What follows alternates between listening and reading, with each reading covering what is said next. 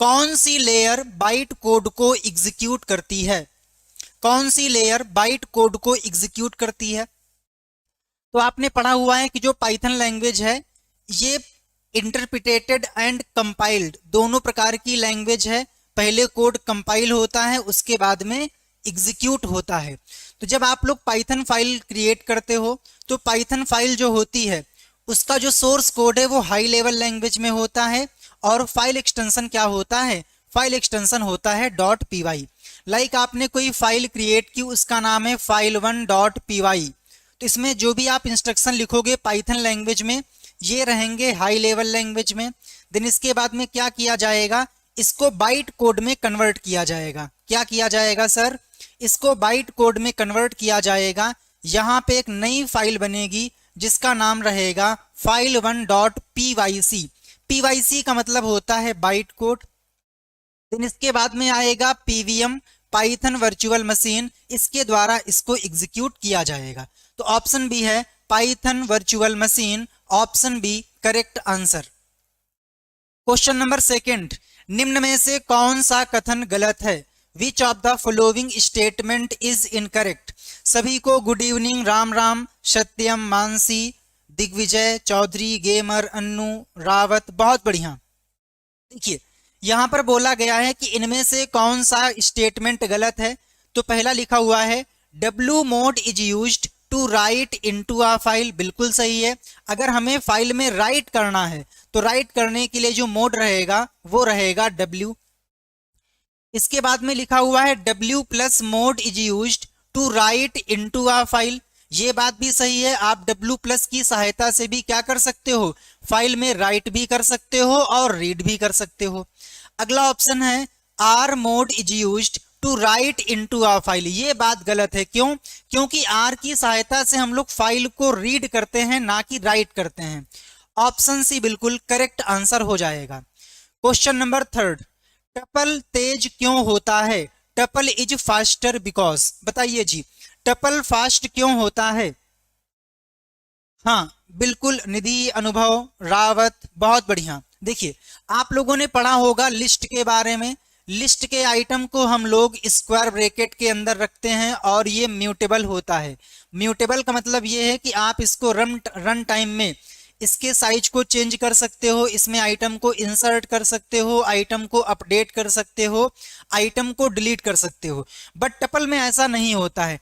Tuple में आपने जो एक बार एलिमेंट फिट कर दिए, इसके अंदर इंसर्ट कर दिए, बाद में इसमें आप ना तो इंसर्ट कर सकते हो ना ही डिलीट कर सकते हो। यानी कि चूंकि इसमें डायनेमिक साइजिंग का कॉन्सेप्ट नहीं है, तभी टपल क्या होता है? फास्ट होता है। ऑप्शन है बिल्कुल सही आंसर होगा। क्वेश्चन नंबर 4, पाइथन वेरिएबल के लिए मेमोरी एलोकेशन कौन करता है? Which mechanism allocate memory to Python variable? आप लोगों ने पढ़ रखा है कि जो पाइथन है ये ऊप्स के कॉन्सेप्ट को फॉलो करती है, ऑब्जेक्ट ओरिएंटेड प्रोग्रामिंग स्टाइल को फॉलो करती है। पाइथन का लेटेस्ट वर्जन पाइथन 3 है।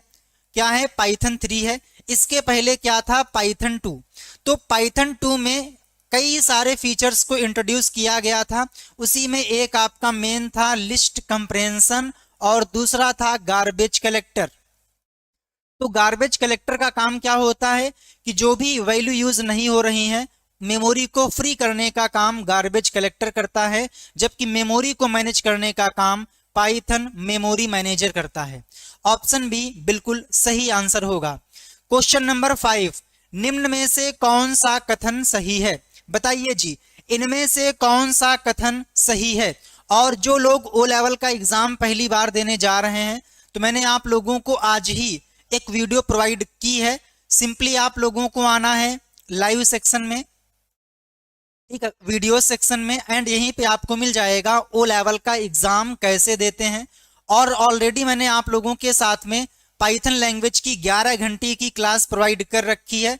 सिंपली आप लोग आइएगा, पॉपुलर में क्लिक करिएगा एंड यहीं पे आप लोगों को पाइथन लैंग्वेज की 11 घंटे की क्लास दिख जाएगी। इसको आप देख लीजिए, आपका काम हो जाएगा।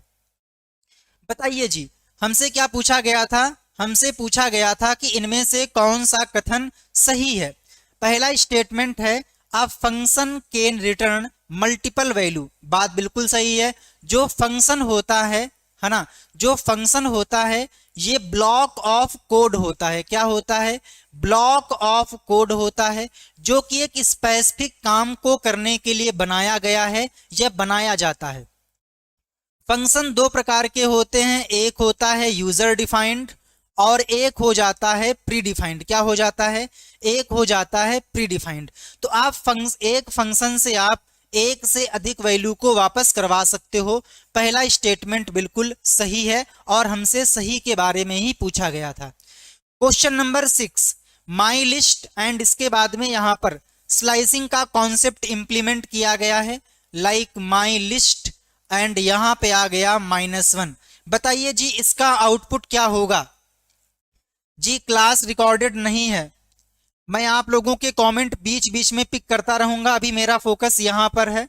एंड कल आप लोगों की M1R5 की 600 MCQs की महामैराथन क्लास होने वाली है, यानी कि 6 जनवरी को दोपहर 3 बजे से। ठीक है, तो जिनका भी M1R5 का एग्जाम है इस क्लास को ज्वाइन कर लीजिएगा, 1 नंबर क्लास होने वाली है। देखिए, जब भी आप स्लाइसिंग में स्टार्टिंग वैल्यू और स्टॉप वैल्यू नहीं देते हो, लाइक हमने यहां पर लगाया स्लाइसिंग ब्रैकेट, ना हमने यहां पर स्टार्टिंग वैल्यू दी और ना ही हमने एंडिंग वैल्यू दी, बट यहां पे हमने कर दिया -1। तो इसका मतलब यह है कि आप उस सीक्वेंस को रिवर्स करना चाहते हो, उस सीक्वेंस को उल्टा करना चाहते हो। तो ये क्या करेगा? ये माई लिस्ट को रिवर्स कर देगा, उल्टा कर देगा। Next question number 7। गजब, ये क्या हो गया? ये क्या हो गया? ठीक, बताइए। What will be the output displayed by the instruction print list 3 if list is equal to ये हमारे पास क्या है? एक लिस्ट है, लिस्ट का नाम लिस्ट है और ये हमारे सामने यहां से यहां तक की लिस्ट है। एक आइटम ये है, एक आइटम ये है, एक आइटम ये है, एक ये और एक ये। आपसे पूछना चाहता है कि अगर हम लिखें लिस्ट थर्ड तो आंसर क्या आएगा? तो आप बोलोगे सर ये पूरा जो है इसका इंडेक्स 0 हो जाएगा, इसका इंडेक्स 1 हो जाएगा, इसका इंडेक्स 2 हो जाएगा और इसका इंडेक्स 3 हो जाएगा। हमसे 3 के बारे में पूछा गया है तो यहां पे आ जाएगा ए, यानी कि सॉल्विंग। क्वेश्चन नंबर 8 पे आइए। क्वेश्चन नंबर 8, dir फंक्शन किसके लिए यूज होता है? या हम यूं कहें dir फंक्शन का यूज क्या है? तो मान लीजिए हमारे पास कोई फंक्शन है, हमारे पास कोई मॉड्यूल है, हमारे पास कोई क्लास है। हम देखना चाहते हैं कि उसके अंदर कौन कौन से मेंबर फंक्शन और डेटा मेंबर हैं, कौन कौन से बिल्ट इन वेरिएबल और मेथड्स हैं। तो इसके लिए हम लोग dir का यूज करते हैं। आइए इस चीज को एग्जाम्पल के साथ में समझते हैं। लाइक मान लीजिए हमें चेक करना है कि जो मैथ मॉड्यूल है इसमें क्या क्या मिलता है। तो सिंपली आप यहाँ पे आइए, सबसे पहले मैथ मॉड्यूल को इंपोर्ट कीजिए। तो इंपोर्ट मैथ, फिर मैंने कहा प्रिंट करिए। क्या प्रिंट करना है? dir, यानी कि डायरेक्टरी किसकी? मैथ की। तो मैथ के अंदर जो भी चीजें डिफाइन की गई हैं वो सारी की सारी आप लोगों को यहाँ पर देखने को मिल जाएंगी। आप लोग यहाँ पर देख पा रहे होंगे GCD, log, infinite, cos, sine, है ना। सारे के सारे जो चीजें यहाँ पर डिफाइन की गई हैं, सारे फंक्शन और मेंबर, वो सारे के सारे आपको यहाँ पर देखने को मिल जाएंगे। तो dir का काम क्या होता है कि जो भी हम ऑब्जेक्ट पास करेंगे dir के अंदर, वो इसके सारे एट्रीब्यूट की लिस्ट हमें प्रोवाइड कर देता है। ऑप्शन बी बिल्कुल सही आंसर होगा। क्वेश्चन नंबर 9 पे आइए। क्वेश्चन नंबर 9 है डू वाइल एक एग्जिट चेक्ड लूप है। इसका मतलब है कि लूप कम से कम बार निष्पादित होगा। तो जो डू वाइल लूप है ये कैसा होता है? तो एग्जिट कंट्रोल्ड लूप होता है और ये कम से कम एक बार चलता है। ऑप्शन ए आएगा, यानी कि once. Question number 10, Python indentation का उपयोग किया जाता है। पाइथन इंडेंटेशन का प्रयोग क्यों करते हैं?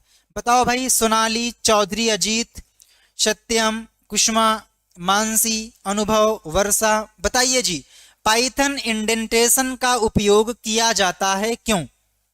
बताइए जी पाइथन इंडेंटेशन का यूज क्यों करते हैं? तो भैया ब्लॉक को डिफाइन करने के लिए कि भाई ये हमारा फंक्शन है, इसके ये स्टेटमेंट हैं, तो जो ये आपको व्हाइट स्पेस होता है ना, इसी को बोलते हैं इंडेंटेशन।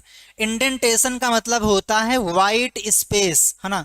और इसका काम क्या होता है, ब्लॉक को डिफाइन करना कि भाई ये स्टेटमेंट इसके हैं या फिर ये स्टेटमेंट इसके नहीं है।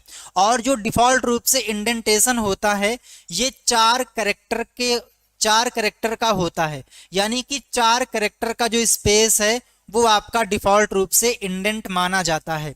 Option B block definition. Question number 11, list को सीरीज में बदलने के लिए कौन सा फंक्शन है? Which function convert a list into series? आप लोगों ने पढ़ा है लिस्ट के बारे में, जो कि पाइथन फंडामेंटल में है।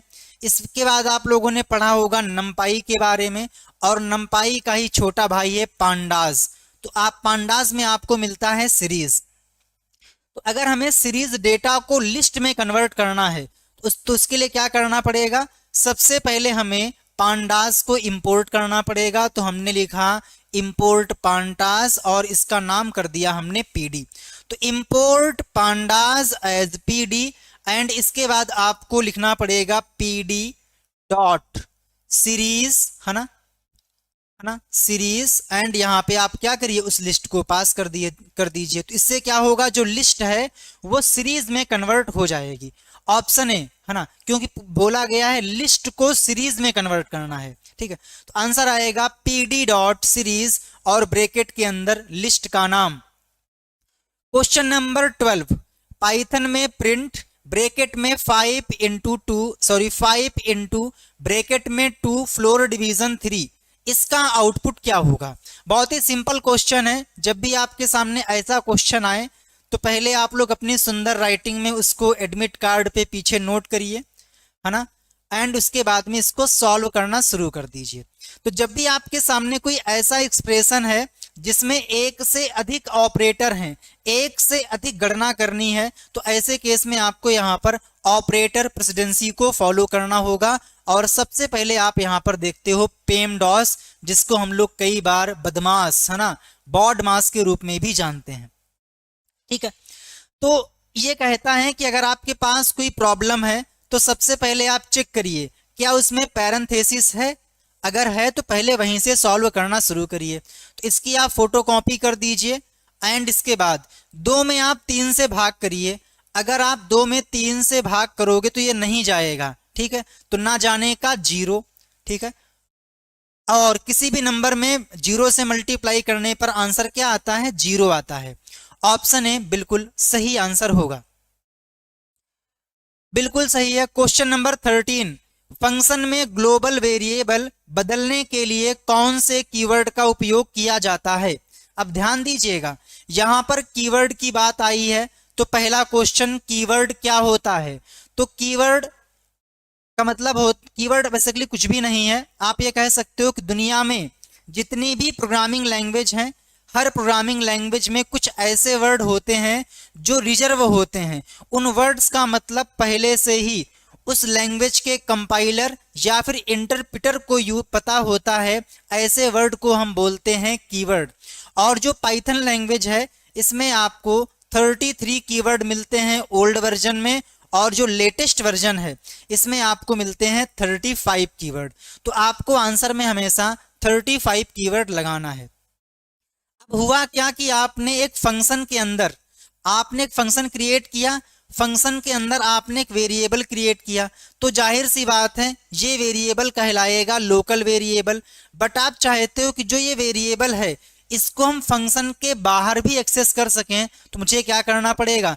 इसको ग्लोबली डिक्लेयर करना पड़ेगा। इसके आगे मुझे ग्लोबल कीवर्ड का यूज करना पड़ेगा। ऑप्शन बी यानी कि ग्लोबल। क्वेश्चन नंबर 14, एसडीके का पूरा नाम क्या है? What is the full form of SDK? बताइए जी भाई, एसडीके का फुल फॉर्म क्या होता है? हाँ कविता प्रणाम, अन्नू अनुभव, बहुत बढ़िया, आंचल बिल्कुल सही है। एसडीके यानी कि सॉफ्टवेयर डेवलपमेंट किट। क्या हो जाएगा? Software development kit. याद रखिएगा, एक होता है पीवीएम, एक होता है पिप, एक होता है जेवीएम, एक होता है एसडीके एंड इसके बाद में एक हो जाता है पिप।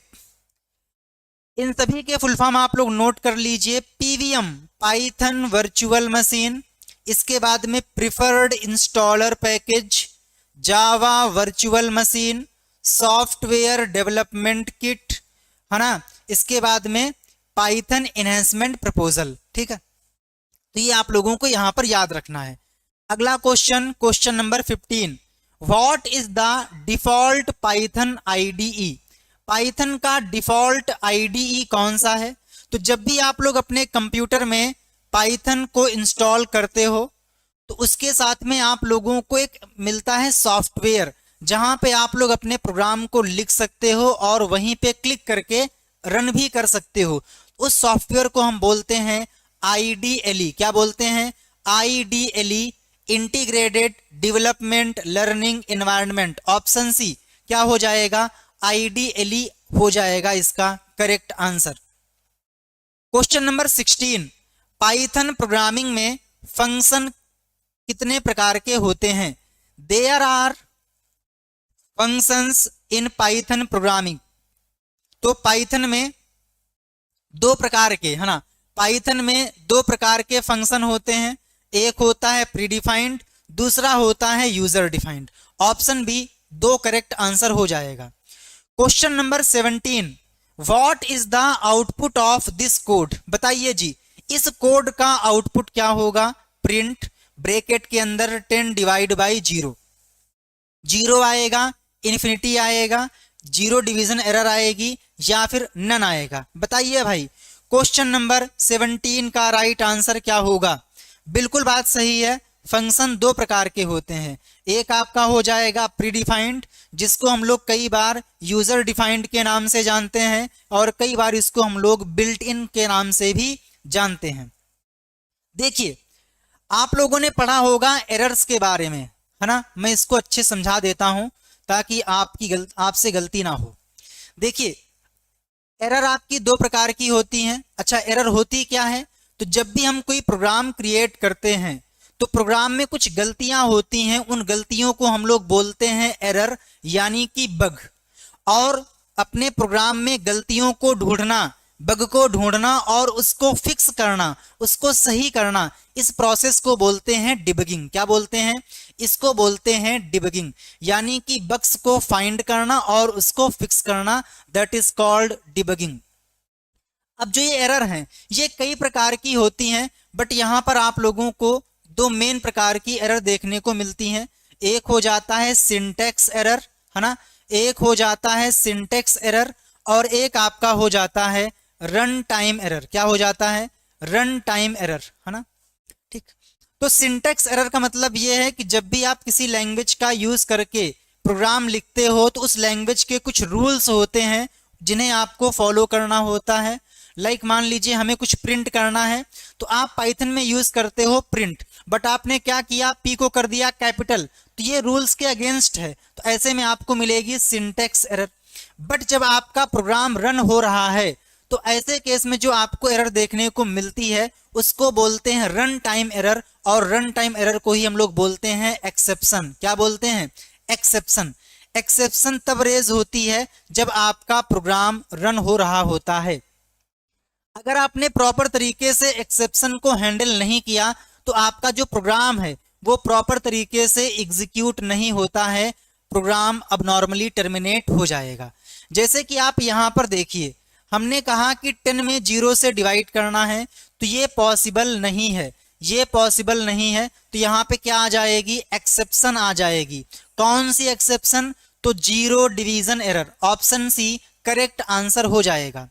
क्वेश्चन नंबर 18, डिफॉल्ट रूप से पाइथन सोर्स फाइल को में एनकोड माना जाता है।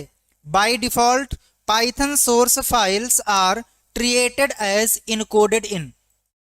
तो चाहे वो आपकी HTML का कोड हो, है ना, या फिर आप लोगों का पाइथन का कोड हो, इसको हमेशा हम लोग UTF-8 इस स्टैंडर्ड में लिखते हैं behind the scene. Option A आएगा UTF-8। क्या हो जाएगा? UTF-8। क्वेश्चन नंबर 19, कौन सा लूप एंट्री कंट्रोल्ड होता है? दरअसल क्या है कि आपके एग्जाम पास में है, तो हम चाहते हैं कम टाइम में चीजें आपकी कवर हो जाएं, तभी इस सेशन को थोड़ा फास्ट कर रहे हैं। अगर आपको लगे तो आप इस वीडियो को स्लो कर लीजिएगा। बताइए जी, पूछा गया है कौन सा लूप एंट्री कंट्रोल्ड होता है। तो ध्यान दीजिएगा, व्हाइल और फॉर ये आपके होते हैं एंट्री कंट्रोल, या कह सकते हो टॉप टेस्टेड, है ना। जबकि जो डू व्हाइल लूप है ये होता है एग्जिट कंट्रोल, या कह सकते हो बॉटम टेस्टेड। तो पूछा गया था एंट्री कंट्रोल्ड लूप के बारे में, तो ए और बी दोनों होते हैं, तो ऑप्शन डी आ जाएगा, बोथ ए एंड बी। क्या हो जाएगा, बोथ ए एंड बी।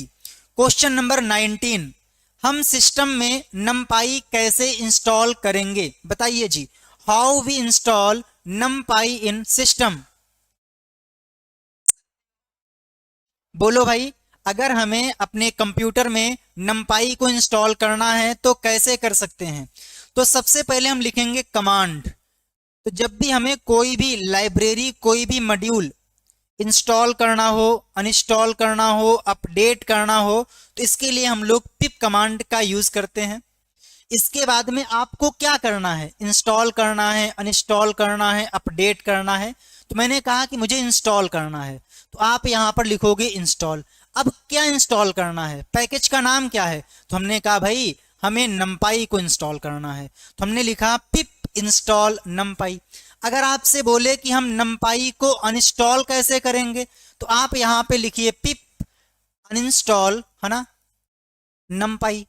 इससे क्या होगा, जो आपके कंप्यूटर में नमपाई इंस्टॉल है ना, वो अनइंस्टॉल हो जाएगी। क्या हो जाएगी, अनइंस्टॉल हो जाएगी। अच्छा, आपने कई बार देखा होगा लिखा रहता है पिप 3 इंस्टॉल नमपाई, है ना, पिप 3 इंस्टॉल नमपाई। तो सर इन दोनों में अंतर क्या है, इसमें और इसमें अंतर क्या है। तो आंसर आएगा कि जो आपका पिप इंस्टॉल नमपाई, जो ये पिप है ये यूज होता था पाइथन 2 में। कहां पर, पाइथन 2 में। जबकि जो पिप 3 है ये यूज होता है पाइथन 3 में। ठीक है, तो दोनों में अंतर कोई नहीं है।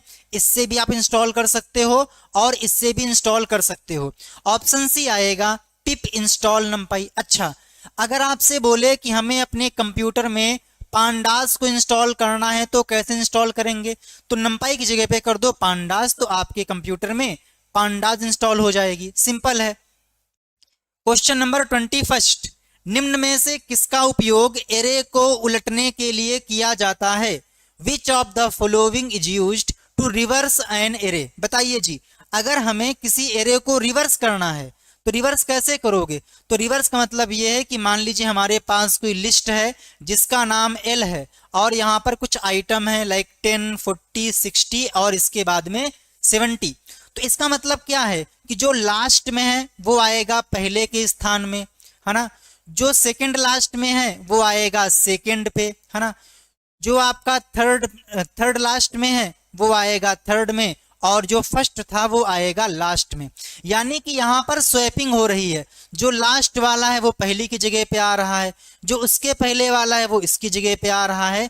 तो यानी कि यहाँ पर क्या होती है, स्वैपिंग होती है। क्या होती है, स्वैपिंग होती है। Option B, swapping.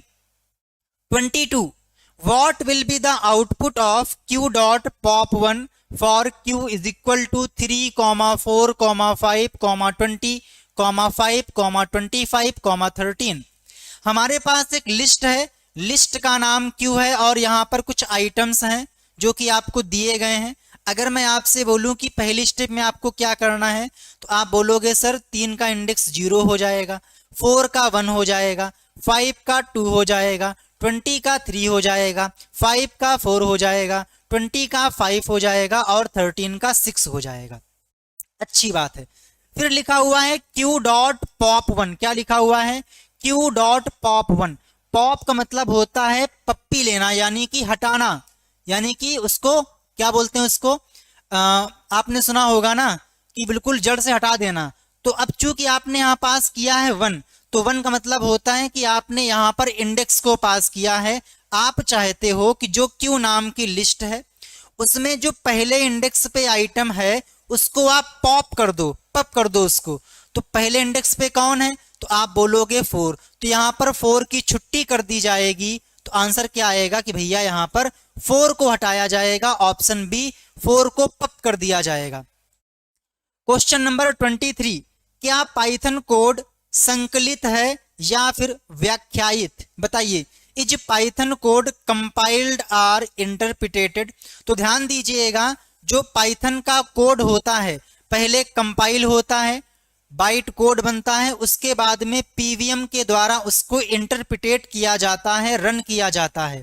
तो ये आपकी कंपाइल्ड भी है और इंटरप्रिटेटेड भी है, ऑप्शन सेकंड आ जाएगा। क्वेश्चन नंबर 24 ये रहा आपके सामने। ऑब्जेक्ट ओरिएंटेड प्रोग्रामिंग किस भाषा ने शुरू की थी? Which language introduced object oriented programming? आपने पढ़ रखा है कि जो पाइथन लैंग्वेज है ये एक प्रकार की ऑब्जेक्ट ओरिएंटेड प्रोग्रामिंग लैंग्वेज है, अच्छी बात है। बट सबसे पहले वो कौन सी लैंग्वेज थी जो कि पॉप का यूज करती थी, या फिर वो कौन सी लैंग्वेज शुरुआत में आई थी जिसने सबसे पहले पॉप का यूज किया? तो आंसर आएगा वो थी सिमुला, जिसको हम लोग कई बार स्मॉल टॉक के नाम से भी जानते हैं। हालांकि जो ऊप्स कॉन्सेप्ट है ये आपका C++ से फेमस हुआ, ठीक है। तो बट यहां पर पूछा गया शुरुआत कहां से हुई, तो आंसर आप टिक करेंगे ऑप्शन बी स्मॉल टॉक। अच्छा, अगर आपसे पूछता कि जो ये ऊप्स कॉन्सेप्ट है ये फेमस किस भाषा से हुआ, तो आपको टिक करना होता यहां पर C++। Question number 25, list mutable होती है, म्यूटेबल का अर्थ क्या है? List is a mutable data structure, what does mutable mean? बताइए जी। हाँ बिल्कुल, आई होप कि आप लोगों ने सेशन को लाइक कर दिया होगा। जो ये सेशन है ये आपके एग्जाम के लिए काफी रामबाण साबित होने वाला है, क्योंकि आप यहाँ पर बहुत कुछ नया सीखने वाले हो और ये सारे के सारे निलिट के द्वारा बनाए गए क्वेश्चंस हैं जो कि आप लोगों को नॉर्मल बुक में या फिर नेट पे नहीं मिलेंगे, ठीक है। जब आप लोगों का एग्जाम होता है तो आप लोग एडमिट कार्ड पे उन क्वेश्चंस को लिख कर लाते हो, देन आप मुझे बताते हो, उनको हमारी टीम टाइप करती है, देन आपके सामने हम प्रेजेंट करते हैं। बताइए जी, लिस्ट म्यूटेबल होती है लेकिन म्यूटेबल का मतलब क्या होता है? म्यूटेबल का मतलब ये है कि आप उसकी वैल्यू को चेंज कर सकते हो, वैल्यू को अपडेट कर सकते हो। ऑप्शन सी बिल्कुल सही आंसर होगा। 26, random dot shuffle method accept the value of which data type? Random dot shuffle method किस डेटा टाइप की वैल्यू एक्सेप्ट करता है? तो मान लीजिए हमारे पास कोई लिस्ट है ना, क्या है भाई, हमारे पास कोई लिस्ट है, लिस्ट का नाम है फॉर एग्जाम्पल माई लिस्ट, ठीक। इसमें कुछ आइटम्स हैं, लाइक हमने लिखा यहां पर 1, 2, 8, 7, 9, ठीक, 7, या मैं कर देता हूं 6। मुझे क्या करना है, इन आइटम्स को रेंडमली करना है, इनकी पोजीशन को चेंज करना है। तो मैं इसके लिए सफल का यूज करूंगा। तो हमने यहां पर लिखा सफल और ब्रैकेट के अंदर हमने पास कर दिया माई लिस्ट। अगर मैं इसको प्रिंट कराऊं तो आप देखोगे यहां पे आएगी एरर। एरर क्यों आएगी सर, अभी मैं आपको बताऊंगा। रन पे क्लिक किया मैंने तो आप देखोगे यहां पे आ चुकी है नेम सफल इज नॉट डिफाइंड। क्यों? क्योंकि जो सफल है ये एक प्रकार का फंक्शन है जो कि आपको रैंडम मॉड्यूल में देखने को मिलता है। तो सिंपल सी बात है, आपको यहाँ पर रैंडम मॉड्यूल को इंपोर्ट करना होगा। फिर मैंने कहा कि रैंडम के अंदर सफल नाम का फंक्शन है, उसको कॉल करना है। तो आप देखो यहाँ पर, अच्छा, रैंडम डॉट सफल स्पेलिंग गलत है क्या? स्पेलिंग मिस्टेक है क्या भाई? अच्छा हाँ, एच इसमें मिस है, एच मिस हो गया है, सफल है ना। ओके, अभी आप देखोगे यहां पर आ चुका है हमारे सामने क्या, इसने क्या किया, आइटम्स को सफल कर दिया। बट सफल करने के बाद आपको क्या करना पड़ता है, उसे एक नए ऑब्जेक्ट में स्टोर करना पड़ता है। तो मुझे यहाँ पर एक नई लिस्ट क्रिएट करनी पड़ेगी, उसके आगे मैं इसको इंप्लीमेंट कर दूंगा तो जो हमारे आइटम्स हैं वो सफल हो जाएंगे, ठीक है। इसमें आप टिक करिएगा ऑप्शन सी यानी कि लिस्ट। क्वेश्चन नंबर 27, पाइथन में POW ब्रैकेट में 2, 3, 5 इसका परिणाम क्या होगा? अगर मैं आपसे कहता कि भाई POW ब्रैकेट में 2, 3, तो तो आप तुरंत बोलते कि सर 2 की पावर 3 कैलकुलेट करने के लिए बोल रहा है, जिसका मतलब है 2 इंटू 2 इंटू 2, 2 दूनी 4 दूनी 8, यानी कि आंसर आपका आ जाता 8। बट यहां पर 3 वैल्यू दी गई हैं, 2 3 और 5। तो जब भी आपके सामने POW के अंदर 3 वैल्यू हो तो आप याद रखिए जो स्टार्टिंग की 2 वैल्यू हैं इनकी पावर कैलकुलेट करनी होती है। तो कहने का मतलब ये है कि इसका मतलब है 2 की पावर 3, फिर इसके बाद में लगाइए मॉडुलस और ये जो लिखा हुआ है 5। तो 2 की पावर 3, 2 दूनी 4 दूनी 8, मॉडुलस 5। 8 में 5 से डिवाइड करोगे तो 5 एकम 5 एक बार जाएगा, और 8 में से 5 घटाने पर, नहीं समझे मैंने क्या कहा है कि हमने 8 में 5 से भाग किया तो एक बार जाएगा, और रिमाइंडर कितना आएगा, शेषफल कितना आएगा, 3 आएगा। तो इसका आंसर क्या आ जाएगा सर, इसका आंसर आ जाएगा 3। आंसर क्या आ जाएगा सर, आंसर आ जाएगा 3। लाइए मैं आप लोगों को दिखाने का कोई मतलब नहीं है, टाइम बर्बाद होगा, मैंने आपको बता दिया है। 28 What will be the output of welcome to the course of Python dot find bracket में of 0, 20। बताइए भाई इसका आउटपुट क्या होगा। तो हमारे पास एक स्ट्रिंग है, लिखा हुआ है वेलकम, ठीक, टू द कोर्स ऑफ, है ना, कोर्स ऑफ पाइथन, ठीक है, ओके। देन बोला गया है कि इसमें आपको फाइंड करना है, इस स्ट्रिंग में आपको फाइंड करना है कि ऑफ कहां पर लिखा है, बट जो रेंज है वो दी गई है कि भाई 0 इंडेक्स से 20 इंडेक्स के बीच में जो कंटेंट है उसमें आपको सर्च करना है। तो ध्यान से देखिएगा, W का हो जाएगा 0, E का हो जाएगा 1, इसी प्रकार से 2 3, O का हो जाएगा 4, M का 5, E का 6, वेलकम, ठीक है, स्पेस का 7, T का 8, O का 9, स्पेस का 10, T का 11, H का 12, E का 13, और इसके बाद में स्पेस का 14, ठीक है, इसके बाद में C, है ना, 15, O 16, है ना, इसके बाद में 17। एक काम करता हूं ना, यहां पर थोड़ा दिक्कत थोड़ी बताने में आप लोग कंफ्यूज हो जाओगे, तो मैं इस चीज को डायरेक्ट आप लोगों को वहीं पर दिखा देता हूं ताकि प्रॉब्लम ना हो, है ना। वहां आपको अच्छे से दिखाई भी देगा एडिटर पे, है ना, क्योंकि यहाँ पे रंग बिरंगा होता है और आपको एक एक अक्षर अच्छे से दिखाई देगा। तो मैंने लिखा यहाँ पर वेलकम, एंड इसको हमने यहाँ से हटा दिया, एंड मैंने कहा कि प्रिंट करिए। ये इसको हम लोग एक लाइन में ब्रेक भी कर सकते हैं, कोई इशू नहीं है। आप यहाँ पर देखो लिखकर आ चुका है -1, क्या लिखकर आ चुका है -1। अब ये -1 कैसे आया, आइए इसको चेकआउट करते हैं, ध्यान से देखिएगा। पहली बात यह है कि आपको समझना होगा कि जो फाइंड फंक्शन है ये करता क्या है। तो फाइंड फंक्शन कहता है कि आपको जो कुछ भी सर्च करवाना है आप मुझे बता दीजिए, मैं सर्च कर लूंगा। अगर आप चाहते हो भैया एक रेंज में सर्च किया जाए तो मैं वो काम भी कर दूंगा। जो आपने मुझे सर्च करने के लिए दिया है अगर वो हमें मिल जाता है तो ऐसे केस में जहां पर मिलेगा, जिस इंडेक्स पे मिलेगा वो इंडेक्स मैं आपको दूंगा। बट अगर वो आइटम नहीं मिला तो मैं आपको दूंगा -1। क्या करूंगा, मैं आपको दूंगा -1। अब चूंकि यहां पर बोला गया है हमारे पास एक स्ट्रिंग है जिसमें हमें सर्च करना है ऑफ, लेकिन हमें रेंज दी गई है 0 से 20 के बीच में सर्च करना है। तो देखिए यहां पर 0 1 2 3, है ना, 4 5 6, स्पेस हो जाएगा 7, टी हो जाएगा 8 9 10 11 12 13 14 15 16 17 18 19 और इसके बाद में 20। यानी कि बोला गया है कि 0 से 20 की रेंज में आपको सर्च करना है, यानी कि हमारे को ओनली यहां से लेकर यहां तक इसमें सर्च करना है। क्या यहां पर ऑफ मौजूद है, तो आप बोलोगे यहां पर कहीं पर भी ऑफ मौजूद नहीं है, यानी कि जो आपने सर्च करने के लिए बोला था वो इसको नहीं मिला, और जब नहीं मिलता है तो ये आपको देता है -1। अगर मिल जाता तो जहां पर ये मिलता उसका इंडेक्स आपको मिल जाता। तो इसमें आप टिक करेंगे -1। क्या टिक करेंगे इसमें? इसमें आप टिक करेंगे -1। यहाँ पे ऑप्शन नहीं दिया गया है, इसको बना लीजिए -1। ठीक है, हमने यहाँ पे आ जाएगा -1। क्वेश्चन नंबर 29, बाइनरी फाइल में डेटा पढ़ने के लिए निम्न में से किस फंक्शन का उपयोग किया जाता है? बताइए। अगर हमें बाइनरी फाइल से डेटा को रीड करना है तो उसके लिए कौन से फंक्शन का यूज किया जाएगा?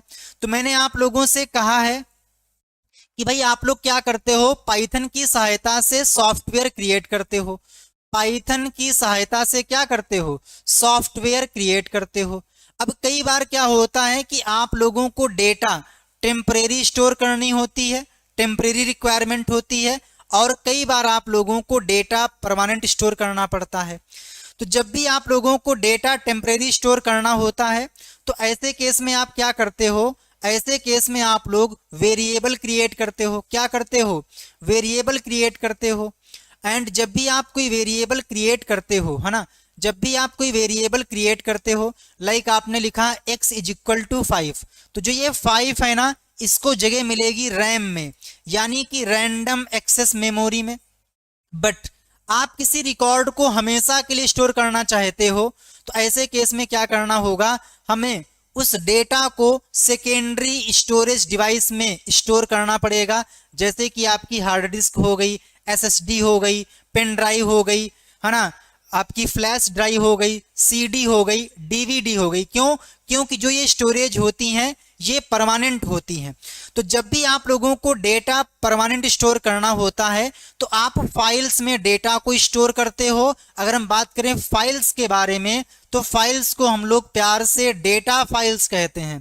क्या कहते हैं? डेटा फाइल्स कहते हैं। और ये पाइथन लैंग्वेज में दो प्रकार की होती हैं, एक होती है टेक्स्ट फाइल, है ना, और एक हो जाती है बाइनरी फाइल। ठीक है, बाइनरी फाइल। अगर आपके पास डेटा काफी मात्रा में है तो आपको बाइनरी फाइल में डेटा को सेव करना चाहिए। बट अगर डेटा ज्यादा नहीं है तो ऐसे केस में आप टेक्स्ट फाइल के साथ में काम कर सकते हो। टेक्स्ट फाइल में क्या होता है कि जो चीजें आप लिखोगे उसको ह्यूमन पढ़ सकता है, लेकिन इस फाइल को ह्यूमन नहीं पढ़ सकता है। जब भी हमें टेक्स्ट फाइल में डेटा को लिखना होता है तो हम राइट मेथड का यूज करते हैं, और पढ़ने के लिए रीड मेथड का यूज करते हैं। क्या करते हैं? पढ़ने के लिए रीड मेथड का यूज करते हैं। जबकि बाइनरी में डेटा को लिखने के लिए डंप का यूज करते हैं, और पढ़ने के लिए हम लोग लोड का यूज करते हैं। जब भी आप लोग बाइनरी फाइल के साथ में काम करते हो तो डेटा को पढ़ने या फिर लिखने के लिए आपको यहाँ पर पिकल मॉड्यूल का यूज करना पड़ता है। किसका यूज करना पड़ता है? पिकल मॉड्यूल का यूज करना पड़ता है। अगर मान लीजिए हमें किसी टेक्स्ट फाइल को रीड मोड में ओपन करनी है तो R लिखेंगे, राइट मोड में ओपन करनी है तो W लिखेंगे, अपेंड मोड में ओपन करनी है तो A लिखेंगे, रीड भी करना है और राइट भी करना है तो R+ लिखेंगे, राइट भी करना है और रीड भी करना है तो W+ लिखेंगे। बट जब बात आती है बाइनरी फाइल में डेटा को लिखने या फिर पढ़ने की तो आप लोगों को यहाँ पर B का भी यूज करना होता है। जैसे कि मान लीजिए हमें बाइनरी फाइल में डेटा को लिखना है तो लिखने के लिए W, बट आप बाइनरी फाइल में डेटा को लिख रहे हो तो यहाँ पे लिखोगे WB। इसी प्रकार से बाइनरी फाइल से डेटा को रीड करना है तो यहाँ पे आप लिखोगे RB, डेटा को अपेंड करना है तो आप यहां पर लिखोगे AB। तो ये आपके होते हैं बाइनरी फाइल के लिए। यहां पर पूछा गया था बाइनरी फाइल में डेटा को पढ़ने के लिए, तो पढ़ने के लिए हम लोग लोड का यूज करते हैं और लिखने के लिए डंप का यूज करते हैं, और ये दोनों ही महापुरुष आपको पिकल मॉड्यूल के अंदर मिलते हैं। ऑप्शन डी करेक्ट आंसर होगा, that is called tuple. Question number 30, निम्न नंपाई कोड का आउटपुट क्या होगा? What will be the output of the following नंपाई code? बताइए जी, नंपाई कोड का आंसर क्या होगा? बिल्कुल बात सही है। यहां पर बात आई है नंपाई के बारे में, तो आप याद रखिए नंपाई को और शॉर्ट में हम लोग NP कहते हैं, जबकि नंपाई का फुल फॉर्म न्यूमेरिकल पाइथन होता है। क्या होता है? न्यूमेरिकल पाइथन होता है। इसको 2005 में, कब? 2005 में, कब? 2005 में एक भाई साहब थे जिनका नाम था ट्रेविस ओलिफेंट, इनके द्वारा डेवलप किया गया था। हमारे पास कई प्रकार के फंक्शंस हैं, लाइक एरे हो गया, है ना, अरेंज हो गया, इसके बाद में वंस हो गया, है ना, इसके बाद में आई हो गया और जीरोज हो गया। इन सभी की सहायता से हम क्या करते हैं, नमपाई में एरे क्रिएट करते हैं। अब चूंकि आपने अरेंज के अंदर क्या है कि भैया एक हमको एरे चाहिए जिसमें आइटम 1 से शुरू होगा और 11 तक जाएगा, बट स्टेप वैल्यू 2 रहेगी। तो ये क्या करेगा, ये आपको देगा पहले 1, 1 में 2 ऐड करने पर 3, 3 में 2 ऐड करने पर 5, 5 में 2 ऐड करने पर 7, 7 में 2 ऐड करने पर 9, 9 में 2 ऐड करने पर 11। बट दिक्कत ये है कि जो आप यहां पर दोगे उससे एक कम तक जाता है, यानी कि ये आपको 13579 देगा। ऑप्शन बी करेक्ट आंसर हो जाएगा। 31 पे आइए, पाइथन किस संस्थान में विकसित किया गया? Python was developed eight which institute? बताइए जी, पाइथन किस संस्थान में विकसित किया गया? तो पहली बात आप लोगों को यहां पर कुछ पॉइंट याद रखने हैं, इनको आप नोट कर लीजिए, ठीक है, इनको आप अच्छे से कॉपी में नोट कर लीजिए, मैं यहां लिख देता हूं। पहला पॉइंट ये है कि जो पाइथन लैंग्वेज है इसके पहले कौन था? तो इसके पहले एबीसी लैंग्वेज थी। कौन सी लैंग्वेज थी? एबीसी लैंग्वेज थी। एबीसी लैंग्वेज का सक्सीजर क्या है? पाइथन लैंग्वेज है। पाइथन लैंग्वेज को सी लैंग्वेज में लिखा गया है और सी लैंग्वेज को 1972 में एक अंकल थे जिनका नाम था डेनिस रिची, इनके द्वारा डेवलप किया गया, ठीक है। जो पाइथन है इसको 1989 में डेवलप करना शुरू किया गया, किसके द्वारा? गीडो वैन रॉसम के द्वारा। किसके द्वारा? गीडो वैन रॉसम के द्वारा। 1989 में इन्होंने डेवलप करना शुरू किया और जो पाइथन का पहला वर्जन है ये इन्होंने 1991 में लॉन्च किया। कब किया? 1991 में लॉन्च किया, 1991 में। इसके बाद में पाइथन 2 आया, तो पाइथन 2 आप लोगों का 2000 में आया। इसके बाद में पाइथन का जो लेटेस्ट वर्जन है दैट इज पाइथन 3, ये आप लोगों का 2008 में आया। जो नमपाई है ये आप लोगों का 2005 में आया और इसको ट्रेविस ओलिफेंट ने डेवलप किया था। जो भी आप लोगों की पाइथन की फाइल्स होती हैं उनको हम लोग .py फाइल एक्सटेंशन के साथ में सेव करते हैं। अब बात ये आती है कि जो पाइथन लैंग्वेज है इसको कहां पर डेवलप किया गया था? तो CWI, सेंट्रम विस्कुंडे इन्फॉर्मेटिका, जो कि नीदरलैंड में है, यहां पर पाइथन लैंग्वेज को डेवलप किया गया था। क्वेश्चन नंबर 32, नमपाई में एक्सिस इज इक्वल टू 0, इसका मतलब क्या होता है? तो आप लोगों के पास नमपाई में क्या होती है? मैट्रिक्स होती हैं, है ना, क्या होती हैं? मैट्रिक्स होती हैं। अगर आपको इन्हें ऐसे करना है, ठीक है, क्या करना है आपको? ऐसे करना है कॉलम वाइज, तो आप लिखोगे एक्सिस इज इक्वल टू 0। अगर आपको इसके नीचे ऐड करना है रो वाइज तो आप यहां पर लिखोगे 1। तो एक्सिस इज इक्वल टू 1 का मतलब होता है रो और 0 का मतलब क्या होता है? कॉलम। तो यहां पे ऑप्शन भी आएगा कॉलम वाइज। क्या आ जाएगा सर? Column wise. 33, निम्न कथनों के बाद आउटपुट क्या होगा? What will be the output after the following statement? भाई हमारे पास क्या है? एक स्ट्रिंग है। सर इसको आपने क्यों कहा कि स्ट्रिंग है? तो हर वो चीज जो आपको सिंगल कोट के अंदर दिखाई दे, डुअल कोट के अंदर दिखाई दे या फिर ट्रिपल कोट के अंदर दिखाई दे, वो सारा का सारा स्ट्रिंग होता है। और जो स्ट्रिंग होती है ये एक प्रकार की इम्यूटेबल डेटा टाइप होता है। कैसा होता है? एक प्रकार का इम्यूटेबल डेटा टाइप होता है। तो हमारे पास x के अंदर पाइथन है, देन बोला गया है कि आप x के अंदर जो कंटेंट है उसको टपल में कन्वर्ट कर दो। क्या कर दो? टपल में कन्वर्ट कर दो। और आपको पता है कि जो टपल के आइटम है वो स्मॉल ब्रैकेट के अंदर होते हैं, तो ना तो ये वाला आएगा ना ये वाला आएगा। अब चूंकि यहां पर स्ट्रिंग में आपके पास जो कैरेक्टर्स हैं हर एक कैरेक्टर को एक सिंगल आइटम माना जाएगा, तो पहले P फिर Y फिर T H O N ऐसे आपके सामने आउटपुट आ जाएगा। क्वेश्चन नंबर 34, फंक्शन फाइल सूचक की स्थिति करंट लौटाता है, function return the current position of the file pointer, है ना, फाइल सूचक की करंट स्थिति लौटाता है। तो होता क्या है कि जो हमारी फाइल होती है, फाइल में काफी मात्रा में कंटेंट होता है, तो हमको चेक करना है कि प्रेजेंट टाइम में जो फाइल ऑब्जेक्ट है ना, ध्यान दीजिएगा, फाइल पॉइंटर को हम लोग प्यार से मोहब्बत के साथ कहते हैं फाइल ऑब्जेक्ट, या कह सकते हो फाइल हैंडलर, फाइल हैंडलर। तो फाइल में प्रेजेंट टाइम में कहां पर हमारा फाइल ऑब्जेक्ट है, इसको चेक करने के लिए हम लोग टिल फंक्शन का यूज करते हैं। ऑप्शन भी आएगा टिल, टी फॉर टिल, है ना। 35, पाइथन में किसी वेरिएबल को खोजने का क्रम क्या है, बताइए।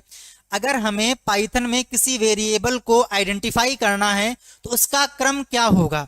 तो आप लोगों ने चैप्टर 8 में पढ़ा होगा स्कोप एंड मॉड्यूल्स के बारे में। किसके बारे में? स्कोप एंड मॉड्यूल्स के बारे में। मॉड्यूल क्या होता है?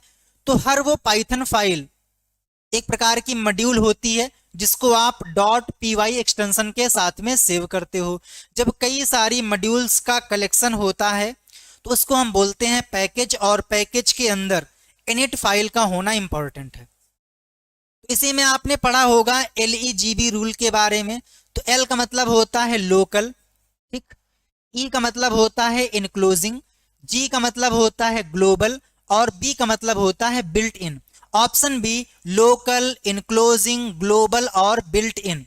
क्वेश्चन नंबर 36 पे आइए भाई।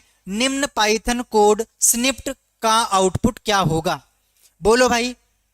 सर M2 की क्लास कब करा दोगे? जल्द करा दीजिएगा। बिल्कुल, जिनका भी M1R5 का एग्जाम है कल 6 जनवरी को दोपहर 3 बजे से 600 MCQs की IT टूल्स की क्लास होने वाली है, तो आप उस क्लास को चेकआउट कर लीजिएगा।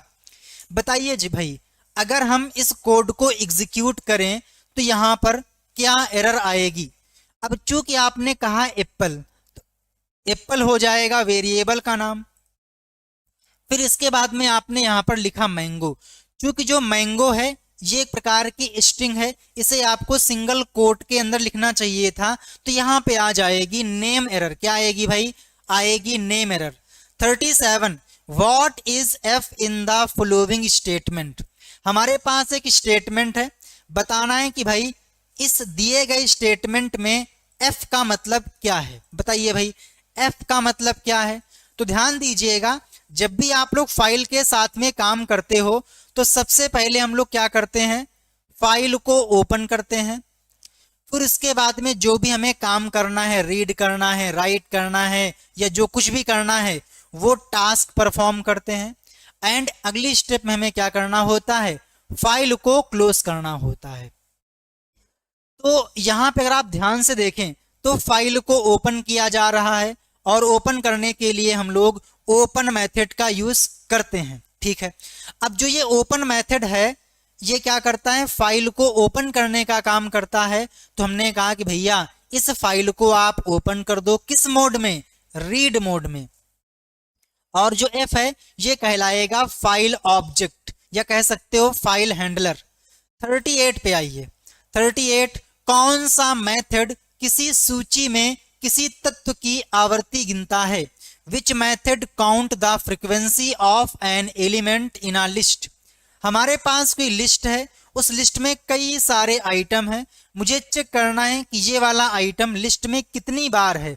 1 बार है, 2 बार है, 10 बार है, 50 बार है, 1,00,000 बार है।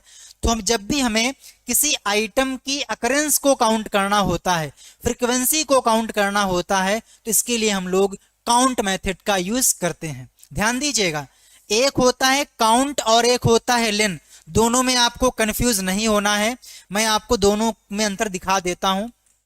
देखिए, मेरे पास एक लिस्ट है, लिस्ट का नाम है लिस्ट 5, और यहां पर कुछ आइटम्स हैं लाइक 14, 85, 97, 46, 23, 84, 52, 14, 78, 85, है ना, 85, 46 और इसके बाद में 23। ठीक, ये हमारे पास एक लिस्ट है जिसमें कई सारे आइटम मौजूद हैं, यानी कि बारात में कई सारे बाराती आए हुए हैं। ठीक है जी, सभी का वेलकम है माला पहना के।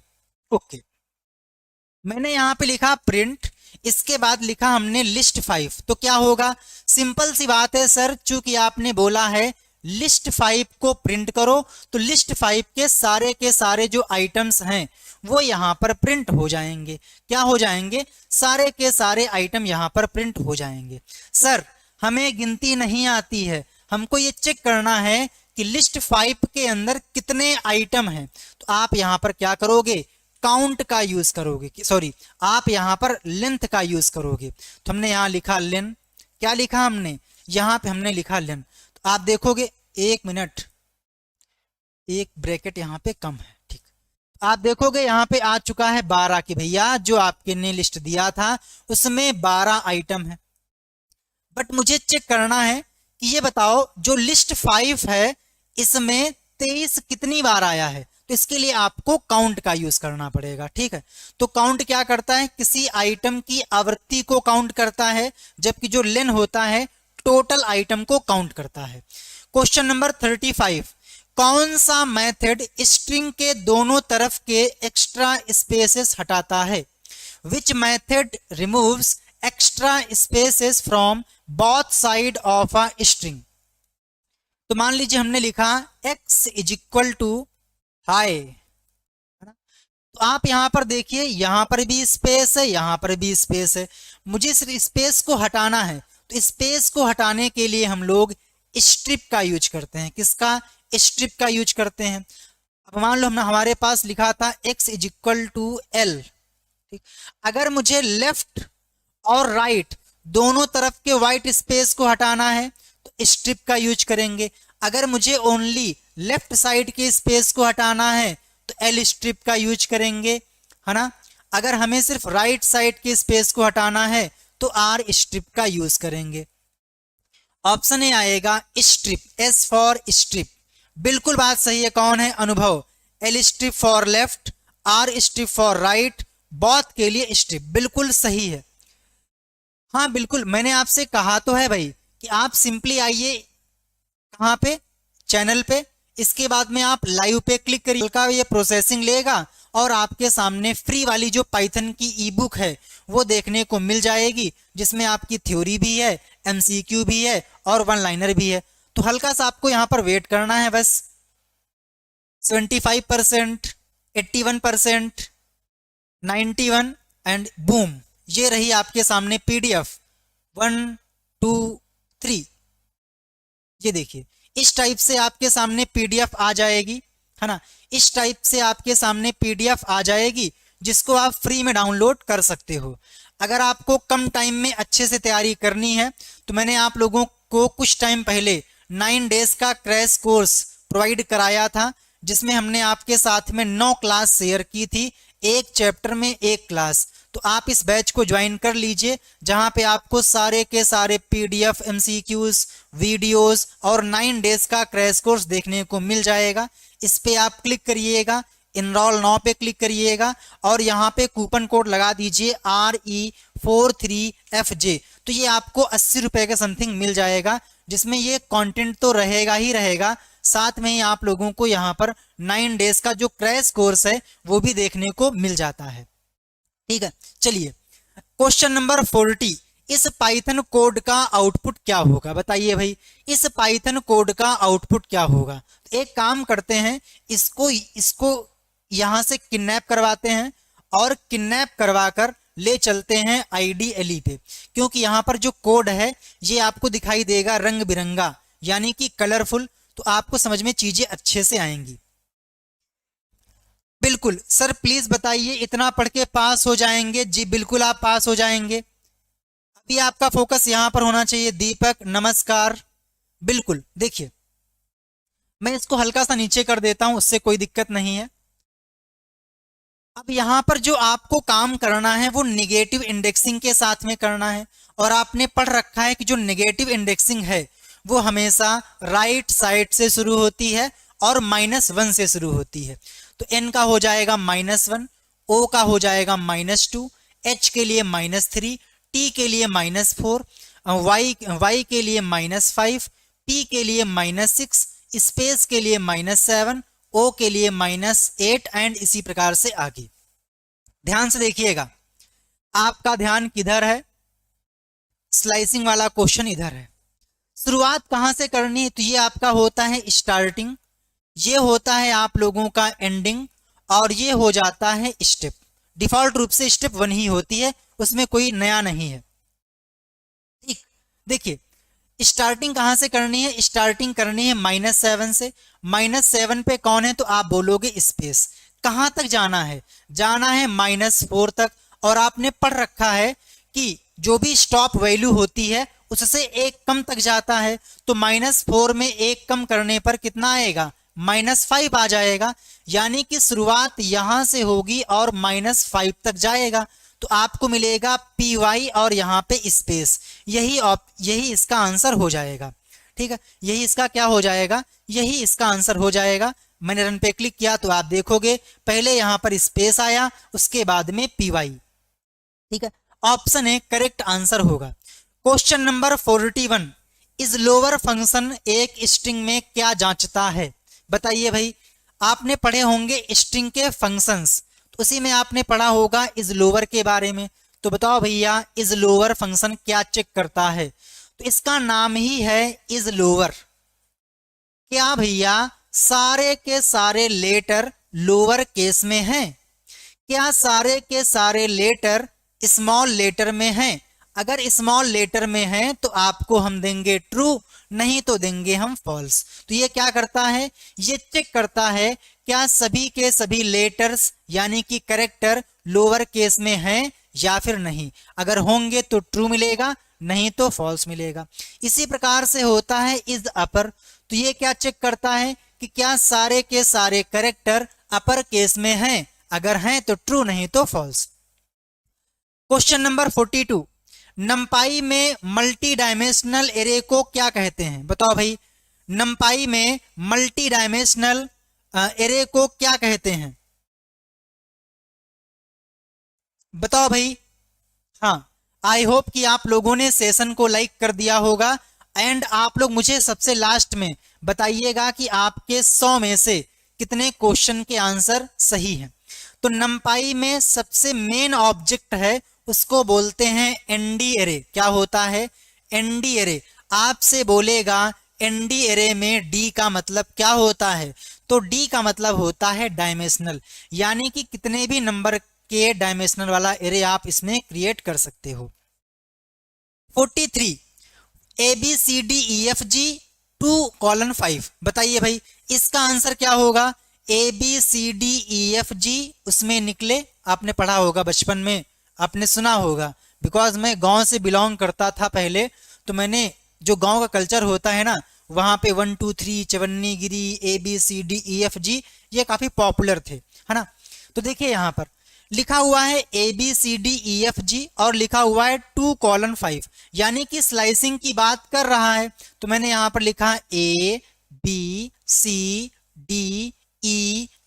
और G।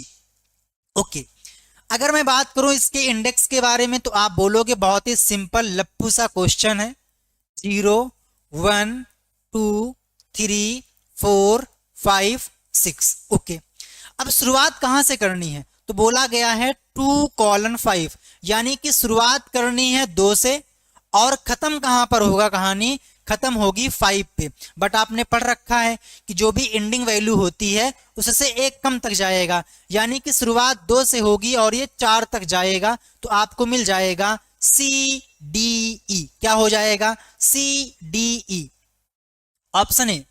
नेक्स्ट, निम्न में से गजब। क्या हमारी टीम है पहले से ही आप लोगों की हेल्प कर देती है ताकि आप लोगों को अपने माइंड को लोड ना देना पड़े, आपके माइंड को प्रोसेस ना करना पड़े। बिल्कुल, देखिए निम्न में से कौन सा कथन बाइनरी फाइल के लिए सही नहीं है? तो easy for carrying data into buffer, ये बात भी सही है कि बफर क्या होता है? तो एक प्रकार का स्टोरेज होता है जो कि टेम्परेरी होता है। जब भी आप कुछ भी टाइप करते हो कीबोर्ड से तो पहले वो हो जाता है बफर में, उसके बाद में वो फाइल में राइट होता है। Much faster than other file system, बिल्कुल बात सही है। मैंने आपसे शुरुआत में ही कहा था जब आपके पास डेटा काफी हो तो ऐसे केस में बाइनरी फाइल अच्छे से काम करती है।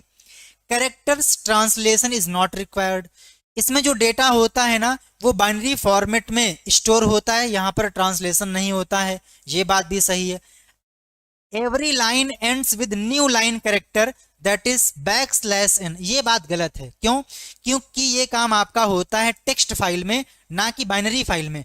ऑप्शन डी बिल्कुल सही आंसर हो जाएगा।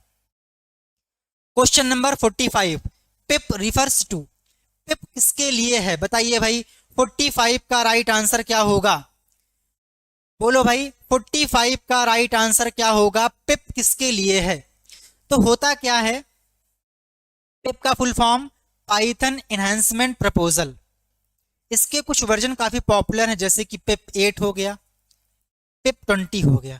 जो पिप 8 है ये कहता है कि भैया जो आपका कोड है वो आपको कैसा लिखना चाहिए, ये उसके लिए आपको गाइड करता है। जैसे कि इसका कहना यह है कि आपको अपने प्रोग्राम में इंडेंटेशन का यूज करना है, और जो इंडेंटेशन है ये 4 स्पेस का होना चाहिए। अच्छी बात है।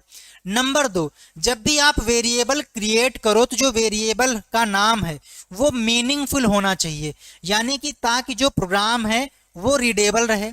नंबर 3, आपको एक लाइन में 79 कैरेक्टर से ज्यादा नहीं लिखने हैं, तो इस प्रकार से आपको ये रूल प्रोवाइड करता है, उसी को बोलते हैं पिप, पाइथन एनहांसमेंट प्रपोजल।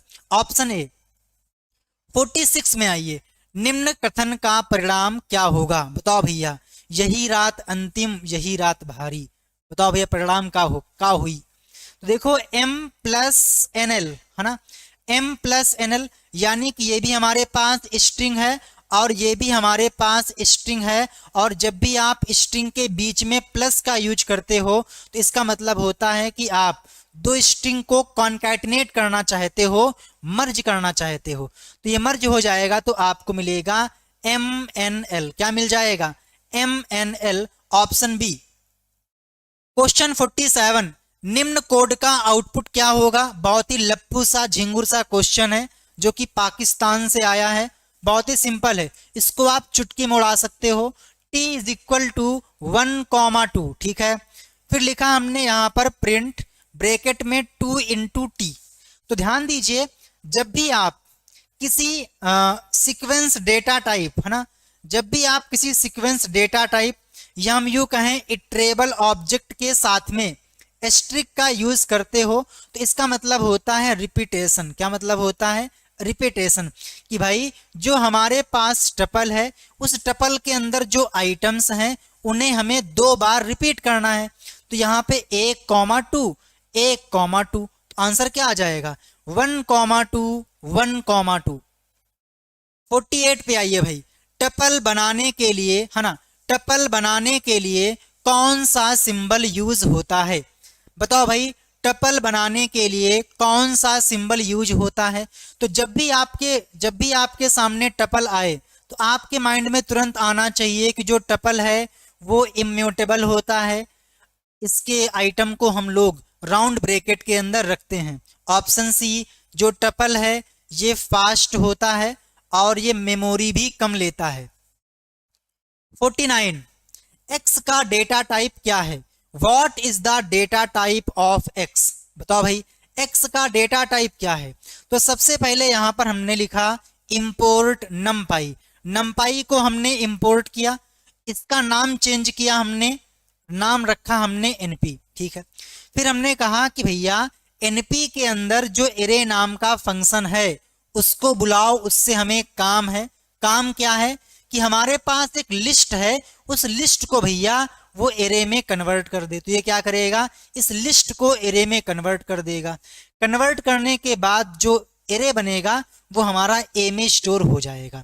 तो ए क्या है? तो ए हमारा एरे है जिसमें ये सारे आइटम आ चुके हैं। अच्छी बात है। फिर यहां पर लिखा हुआ है x is equal to A to list. इसका मतलब ये है कि जो हमारा ए नाम का एरे है इसे हमें लिस्ट में कन्वर्ट कर रहे हैं। तो सिंपल सी बात है, जो x है ये हमारा लिस्ट हो जाएगा। तो आंसर आएगा भाई लिस्ट, L फॉर लिस्ट, है ना, L for list. Question number 50, Python में लिस्ट कंप्रेंशन का सिंटेक्स कैसा होता है? बताओ भाई, पाइथन में लिस्ट कंप्रेंशन का सिंटेक्स कैसा होता है? बताओ भाई। हाँ बिल्कुल बात सही है, धक्का मुक्की मत करो सबका नंबर आई, है ना? बिल्कुल। हाँ भाई देखो, समझिए आप, कंप्रेंशन का मतलब क्या है? कंप्रेंशन का मतलब ये है कि जो हमारा कोड है उसको आप एक लाइन में लिख रहे हो, यानी कि एक ही लाइन में लूप है, उसी लाइन में उसका कंडीशन भी है, कंडीशन के बाद में जो रिजल्ट आने वाला है वो भी उसी लाइन में है, तो इसको बोलते हैं कंप्रेंशन। तो जो यहाँ पे कैलकुलेशन हो रही है, एक्सप्रेशन, लूप, कंडीशन, अगर इसको आपने रखा स्क्वायर ब्रैकेट के अंदर तो ये कहलाएगा लिस्ट कंप्रेंशन, यानी कि जो रिजल्ट आपको मिलेगा वो लिस्ट के अंदर मिलेगा। बट अगर इसको आपने किया राउंड ब्रैकेट के अंदर तो ये कहलाएगा टपल कंप्रेंशन। ठीक है, तो इसमें क्या होगा, एक्सप्रेशन आएगा, इसके बाद में लूप आएगा, अगर कोई कंडीशन होगी तो आप इसके आगे कंडीशन भी लगा सकते हो। क्योंकि बात की गई थी लिस्ट के बारे में और आपको पता है कि जो लिस्ट के आइटम हैं उनको हम लोग स्क्वायर ब्रैकेट के अंदर रखते हैं, तो नो डाउट ऑप्शन ए बिल्कुल करेक्ट आंसर हो जाएगा। 51, पिकल मॉड्यूल क्या करता है? What does the pickle module do in Python? बताइए भाई, what does the pickle module do in Python? तो कल आप लोगों की M1R5 की मैराथन क्लास होनी है। अगर आप चाहते हो कि पाइथन की भी क्लास प्रोवाइड कराई जाए, मैराथन क्लास जिसमें हम 500 MCQs डिस्कस करें, ताकि एक ही क्लास में आपका दिमाग खुल जाए, आपकी बत्ती ओपन हो जाए, माइंड की बत्ती ओपन हो जाए, ताकि आप बड़े आराम से क्वेश्चन को उड़ा सको एग्जाम सेंटर में, तो आप मुझे कमेंट करिएगा। अगर आप लोगों ने ठीक ठाक कमेंट किए तो मैं आप लोगों को पाइथन की एक और अलग से मैराथन क्लास प्रोवाइड कर दूंगा, जिसमें हम डिटेल में एक एक क्वेश्चन का पोस्टमार्टम करेंगे, ताकि एक क्वेश्चन से आपके कई सारे क्वेश्चंस प्रिपेयर हों और आपके माइंड में सेट हो जाएं। तो जब भी हम लोग है ना, जब भी हम लोग पाइथन ऑब्जेक्ट को बाइट स्ट्रीम में कन्वर्ट करते हैं या फिर बाइट स्ट्रीम को ऑब्जेक्ट में कन्वर्ट करते हैं, तो इन काम को करने के लिए हम लोग पिकल मॉड्यूल का यूज करते हैं। ठीक है, एक होता है पिकलिंग और एक होता है अनपिकलिंग। जब हम लोग ऑब्जेक्ट को बाइट स्ट्रीम में कन्वर्ट करते हैं तो उसको बोलते हैं पिकलिंग, जब बाइट स्ट्रीम को ऑब्जेक्ट में कन्वर्ट करते हैं तो उसको बोलते हैं अनपिकलिंग। ठीक है, इसी को हम लोग कई बार बोलते हैं सीरियलाइजेशन और इसको बोलते हैं डी सीरियलाइजेशन। तो ऑप्शन सी आ जाएगा। ठीक है, 52 भाई 52, what is the output of 4 + 2 multiply by 4 + 2 exponent operator 5 floor division 10? इसका आंसर क्या होगा? बहुत ही सिंपल सा क्वेश्चन है। 4 + 2 exponent operator 5 floor division 10। Simple rule है भैया, वही पेमडास। शुरुआत कहां से करनी है? शुरुआत करनी है पैरेंथेसिस से, बट यहां पर पैरेंथेसिस तो है नहीं, तो हमको चेक करना है एक्सपोनेंट। तो सबसे पहले यहां पर दूल्हे को बुलाया जाएगा, भैया आओ, बुलावा आपका आया है। 4 + 2 की पावर 5 है ना, इसके बाद में यहां पर फ्लोर डिवीजन 10, 2 की पावर 5, 2 × 2 × 2 × 2, यानी कि 2 को 5 बार मल्टीप्लाई करना है। 2 दूनी 4 दूनी 8 दूनी 16 दूनी 32, तो 4 + 32 डिवाइड बाई 10। अब इसके बाद में क्या होगा? मल्टीप्लाई होगा। तो यहां पर मल्टीप्लाई तो है नहीं, फिर क्या होगा? डिवाइड होगा। हाँ डिवाइड तो है, तो पहले क्या होगा? इस पोर्शन को सॉल्व किया जाएगा। 32 में 10 से भाग करने पर 10 तिहाई 30, 10 3 × 30, 3 बार जाएगा। चूंकि यहां पर फ्लोर डिवीजन लगा हुआ है तो ये आपको आंसर इंटीजर में देगा। ठीक है, तो यहां से आ जाएगा 3, यहां से आ जाएगा 4, 4 और 3 कितने होते हैं? 7 होते हैं। Option B 7 is the correct answer. 53, pandas series क्या है?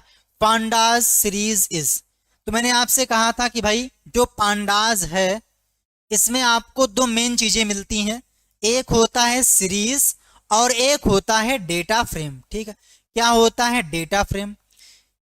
तो सीरीज का मतलब होता है 1D लेबल्ड डेटा। ठीक है, 1D लेबल्ड डेटा। और इसका मतलब होता है 2D लेबल्ड डेटा, यानी कि यहाँ पर जो आपका डेटा है वो टेबल की फॉर्मेट में रहेगा और यहाँ पर आपका जो डेटा रहेगा वो कॉलम की फॉर्मेट में रहेगा। तो सीरीज का मतलब होता है 1D लेबल्ड एरे और डेटा फ्रेम का मतलब होता है 2 डायमेंशनल लेबल्ड एरे। ठीक है, तो यहाँ पे आप टिक करिएगा ए, 1D लेबल्ड एरे। 54, पाइथन में फंक्शन को समाप्त करने के लिए कौन सा कीवर्ड प्रयोग किया जाता है? बताओ भाई, अगर हमें पाइथन में फंक्शन को समाप्त करना है, एंड करना है, तो किसका यूज किया जाएगा? अब इसमें काफी लोग कंफ्यूज होंगे, उनको लगेगा कि यहाँ पर लूप को समाप्त करने की बात की जा रही है तो हमको यहाँ पर ब्रेक टिक करना है, बट ब्रेक तो ऑप्शन में दिया नहीं गया है, तो क्या टिक करेंगे? तो ध्यान दीजिएगा, अगर आपसे पूछे कि भैया लूप का द एंड करना है तो आपको यहां पर रिटर्न कीवर्ड का यूज करना होगा। सॉरी, यहां पे आप लोगों को ब्रेक का यूज करना होगा। वहीं अगर आपसे फंक्शन को एंड करने की बात करें, फंक्शन को टर्मिनेट करने की बात करें, तो इसके लिए हम लोग रिटर्न कीवर्ड का यूज करते हैं। ऑप्शन बी आएगा। ये क्या करेगा? तो पहली बात, ये तुरंत के तुरंत इमीडिएटली फंक्शन को रोक देगा एंड इसके बाद जहां से फंक्शन को कॉल किया गया था वहां पर वैल्यू को रिटर्न कर देगा। 55 पे आइए। इंडेक्स सीमा से बाहर होने पर कौन सा एरर आता है? बताइए, इंडेक्स सीमा से बाहर होने पर कौन सा एरर आता है? तो आइए मैं आपको दिखाता हूं प्रैक्टिकल के साथ में, ध्यान दीजिएगा। ठीक है, ध्यान दीजिएगा, हमारे पास एक लिस्ट है, लिस्ट का नाम है लिस्ट M3R5। ठीक है, और यहां पर कुछ आइटम्स हैं लाइक 10, 47, 84, 52, 63, 95। ओके, अगर मैं यहां पे आने के बाद लिखूं, ओहो आराम से, प्रिंट, मैंने कहा कि जो हमारे पास लिस्ट है M3R5, इसके चौथे इंडेक्स पे क्या है? आपको बोलेगा भैया चौथे इंडेक्स पे 63 विराजमान है। आप खुद चेक कर लो, यहां पर इसका इंडेक्स हो जाएगा 0, इसका इंडेक्स 1, इसका इंडेक्स 2, इसका इंडेक्स 3, 4 और 5। तो 4 पे कौन विराजमान है? तो आंसर आएगा 63। मैंने कहा ना, मजा नहीं आया। ये बताओ कि पांचवें इंडेक्स पे क्या है? मैंने क्या कहा इससे? मैंने कहा कि पांचवें इंडेक्स पे क्या है? तो बोलेगा भैया पांचवें इंडेक्स पे 95 है, तो आपके सामने आ जाएगा 95।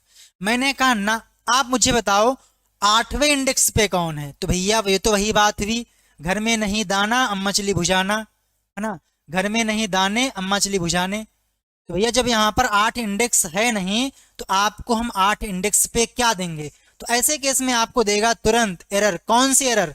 इंडेक्स एरर, की भैया जो आपने इंडेक्स दिया है वो इंडेक्स नहीं है, वो रेंज से बाहर है। तो यहाँ पे कौन सी एरर आएगी? तो आंसर आएगा index error, option B. Question number 56, if s is equal to information, what is the output of print bracket में s2:8। तो बहुत ही सिंपल है भाई, हमने यहाँ पर लिखा इंफॉर्मेशन। ठीक, मैंने यहाँ पर क्या लिखा? प्यार से, बिल्कुल आराम से, स्लोली स्लोली हमने यहाँ पर लिखा इंफॉर्मेशन।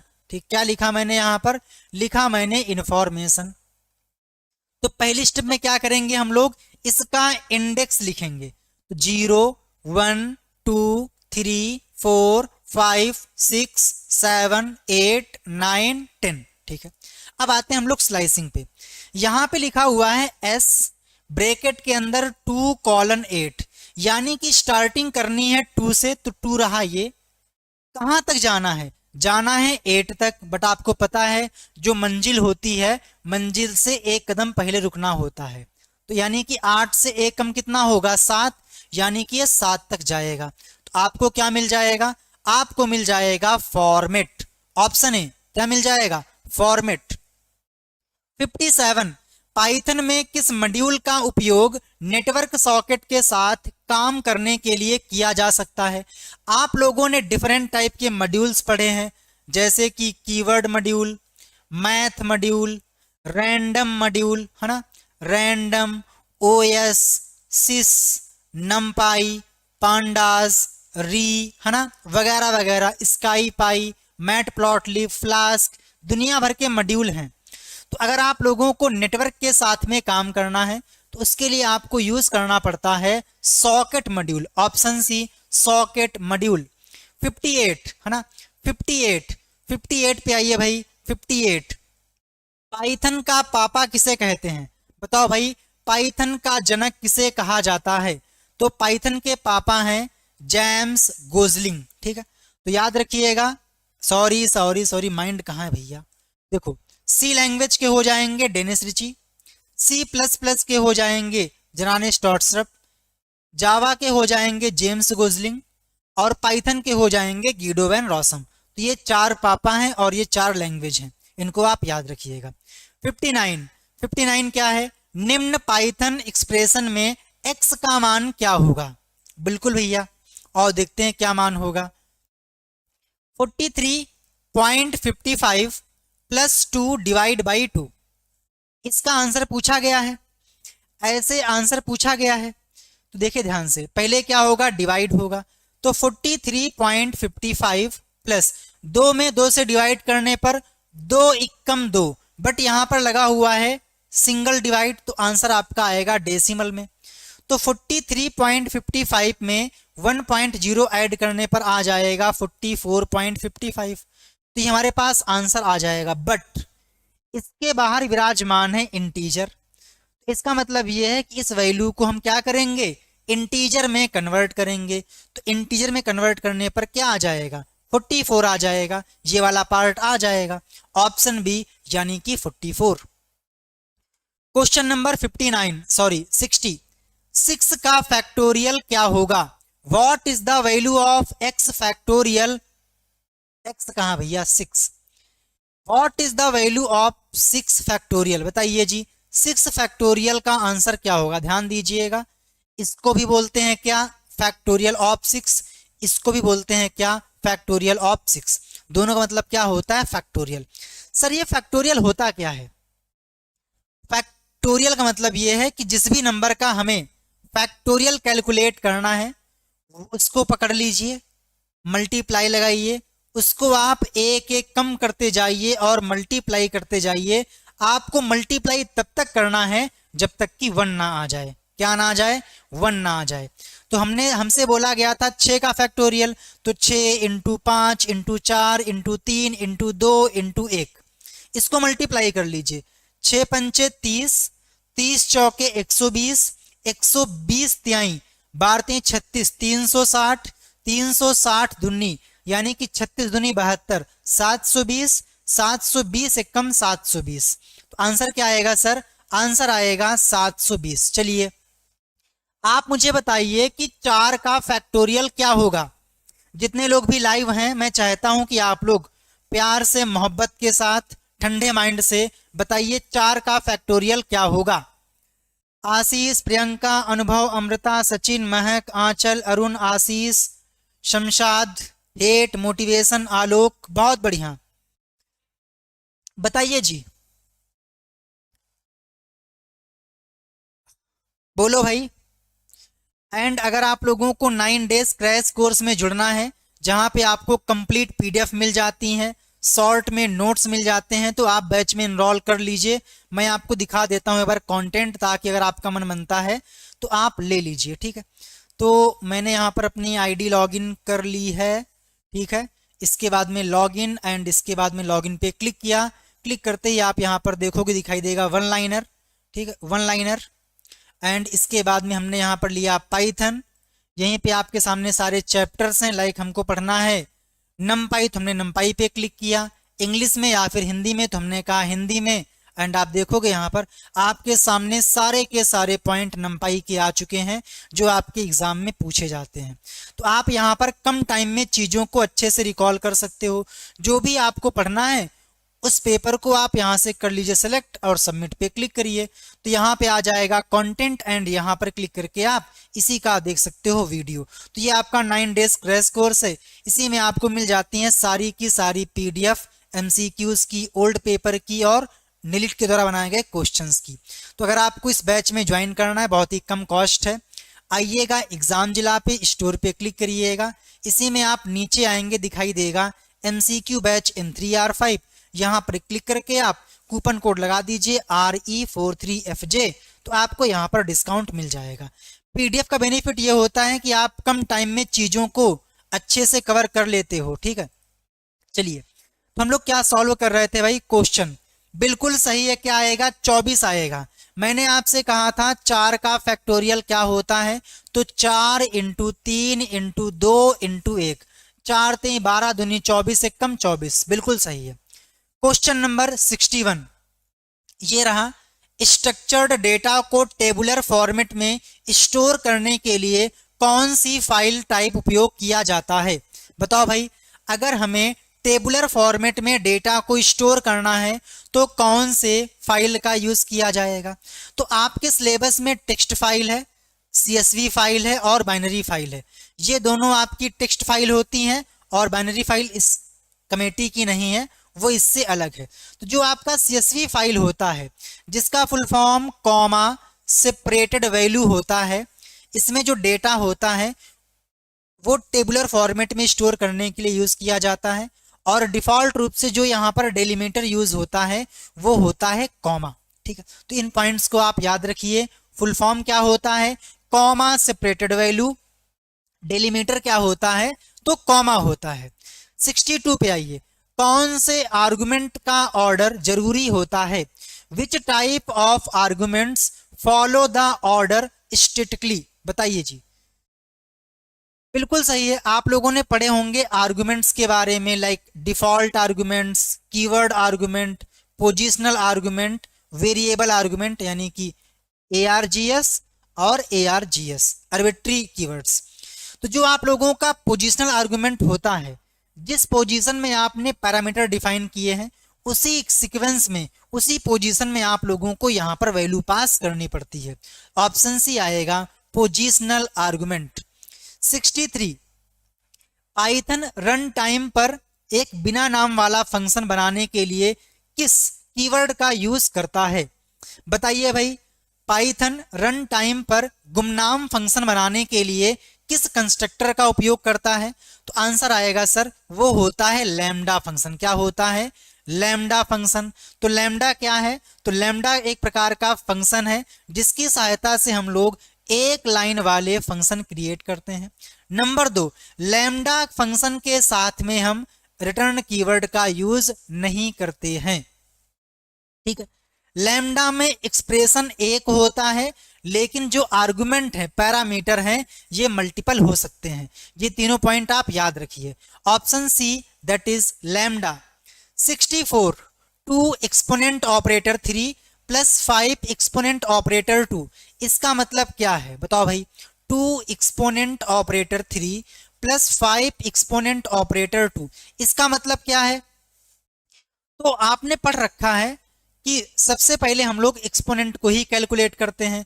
तो 2 की पावर 3 प्लस 5 की पावर 2, यानी कि 2 इंटू 2 इंटू 2 प्लस 5 इंटू 5, 2 दूनी 4 दूनी 8 प्लस 5 25, तो 25 और 8 कितना हो जाएगा, 33, यानी कि 33। Option B.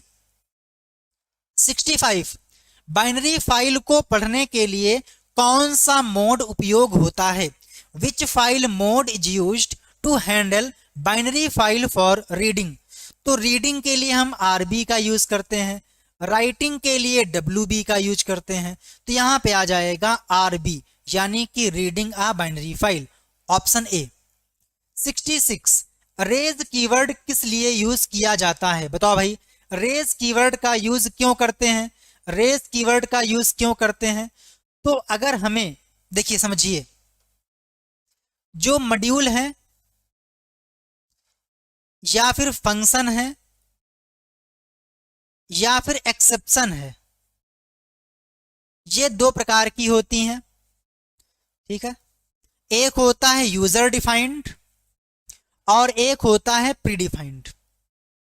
ठीक, तो जब भी यूजर अपनी खुद की एक्सेप्शन क्रिएट करता है तो उसके लिए वो रेस कीवर्ड का यूज करता है। क्या करता है?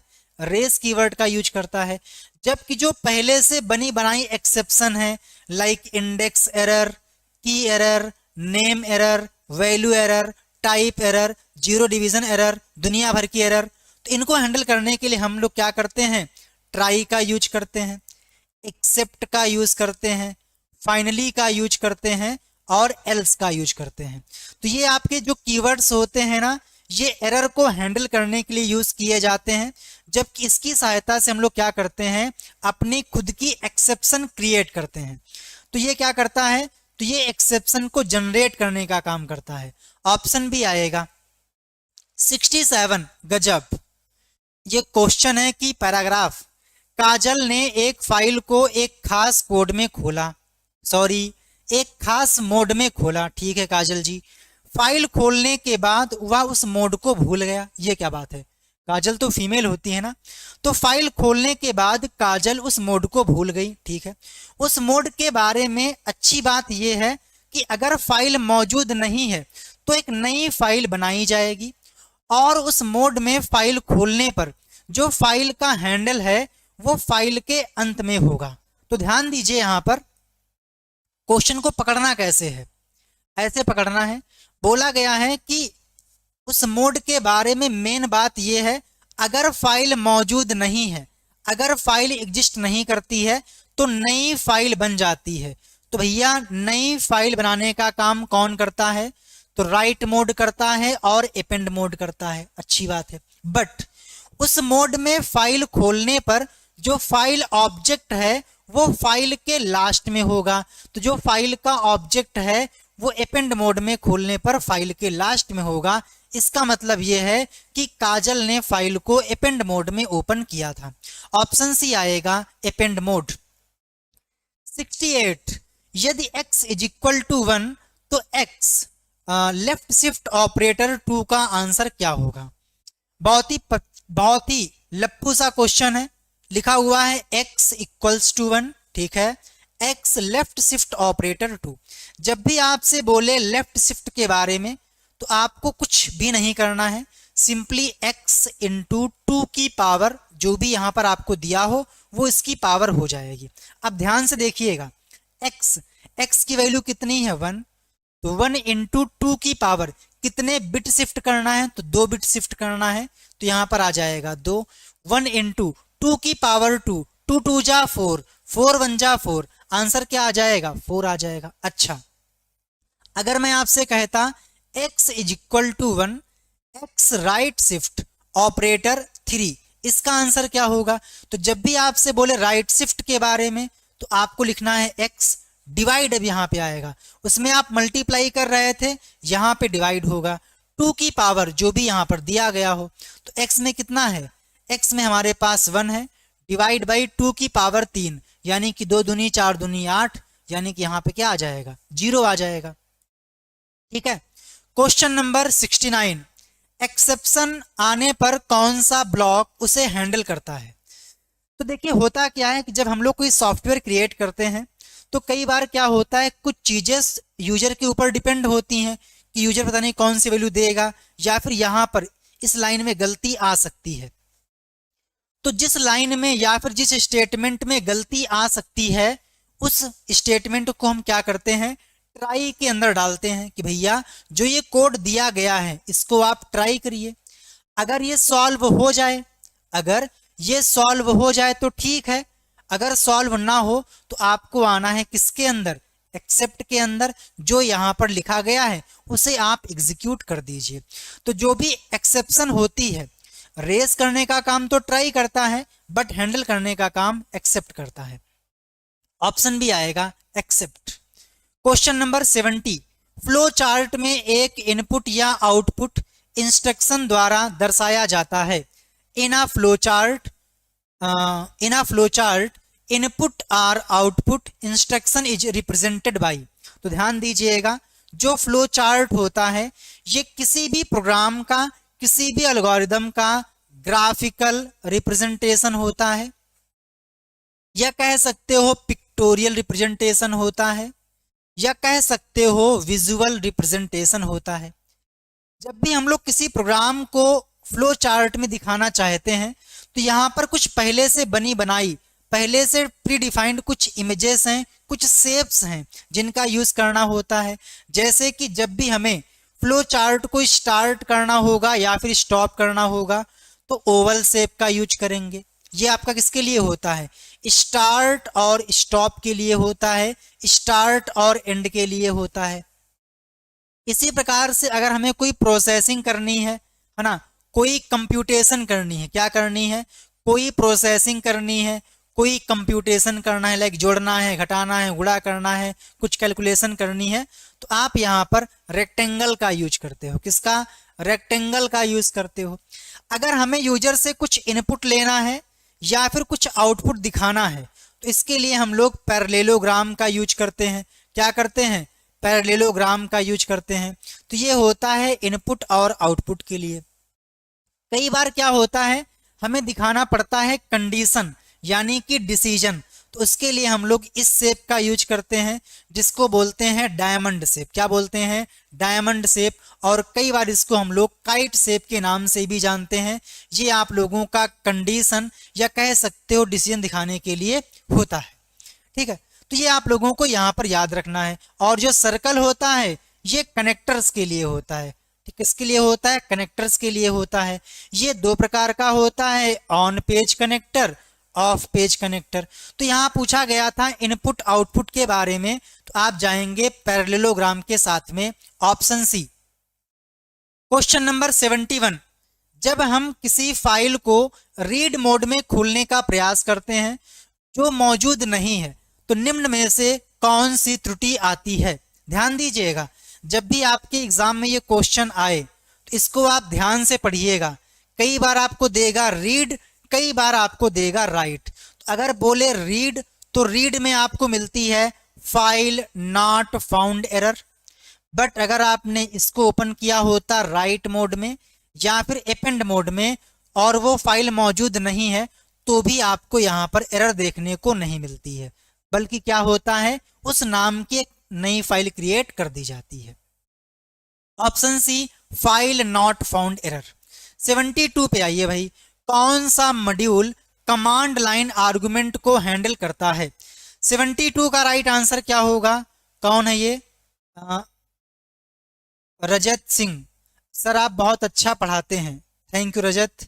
मेरा हमेशा प्रयास रहता है कि आपको बिल्कुल इजी वे में, देसी भाषा में चीज़ों को समझाएं ताकि आपकी माइंड में हमेशा हमेशा के लिए सातों जन्म रिकॉर्ड हो जाएं।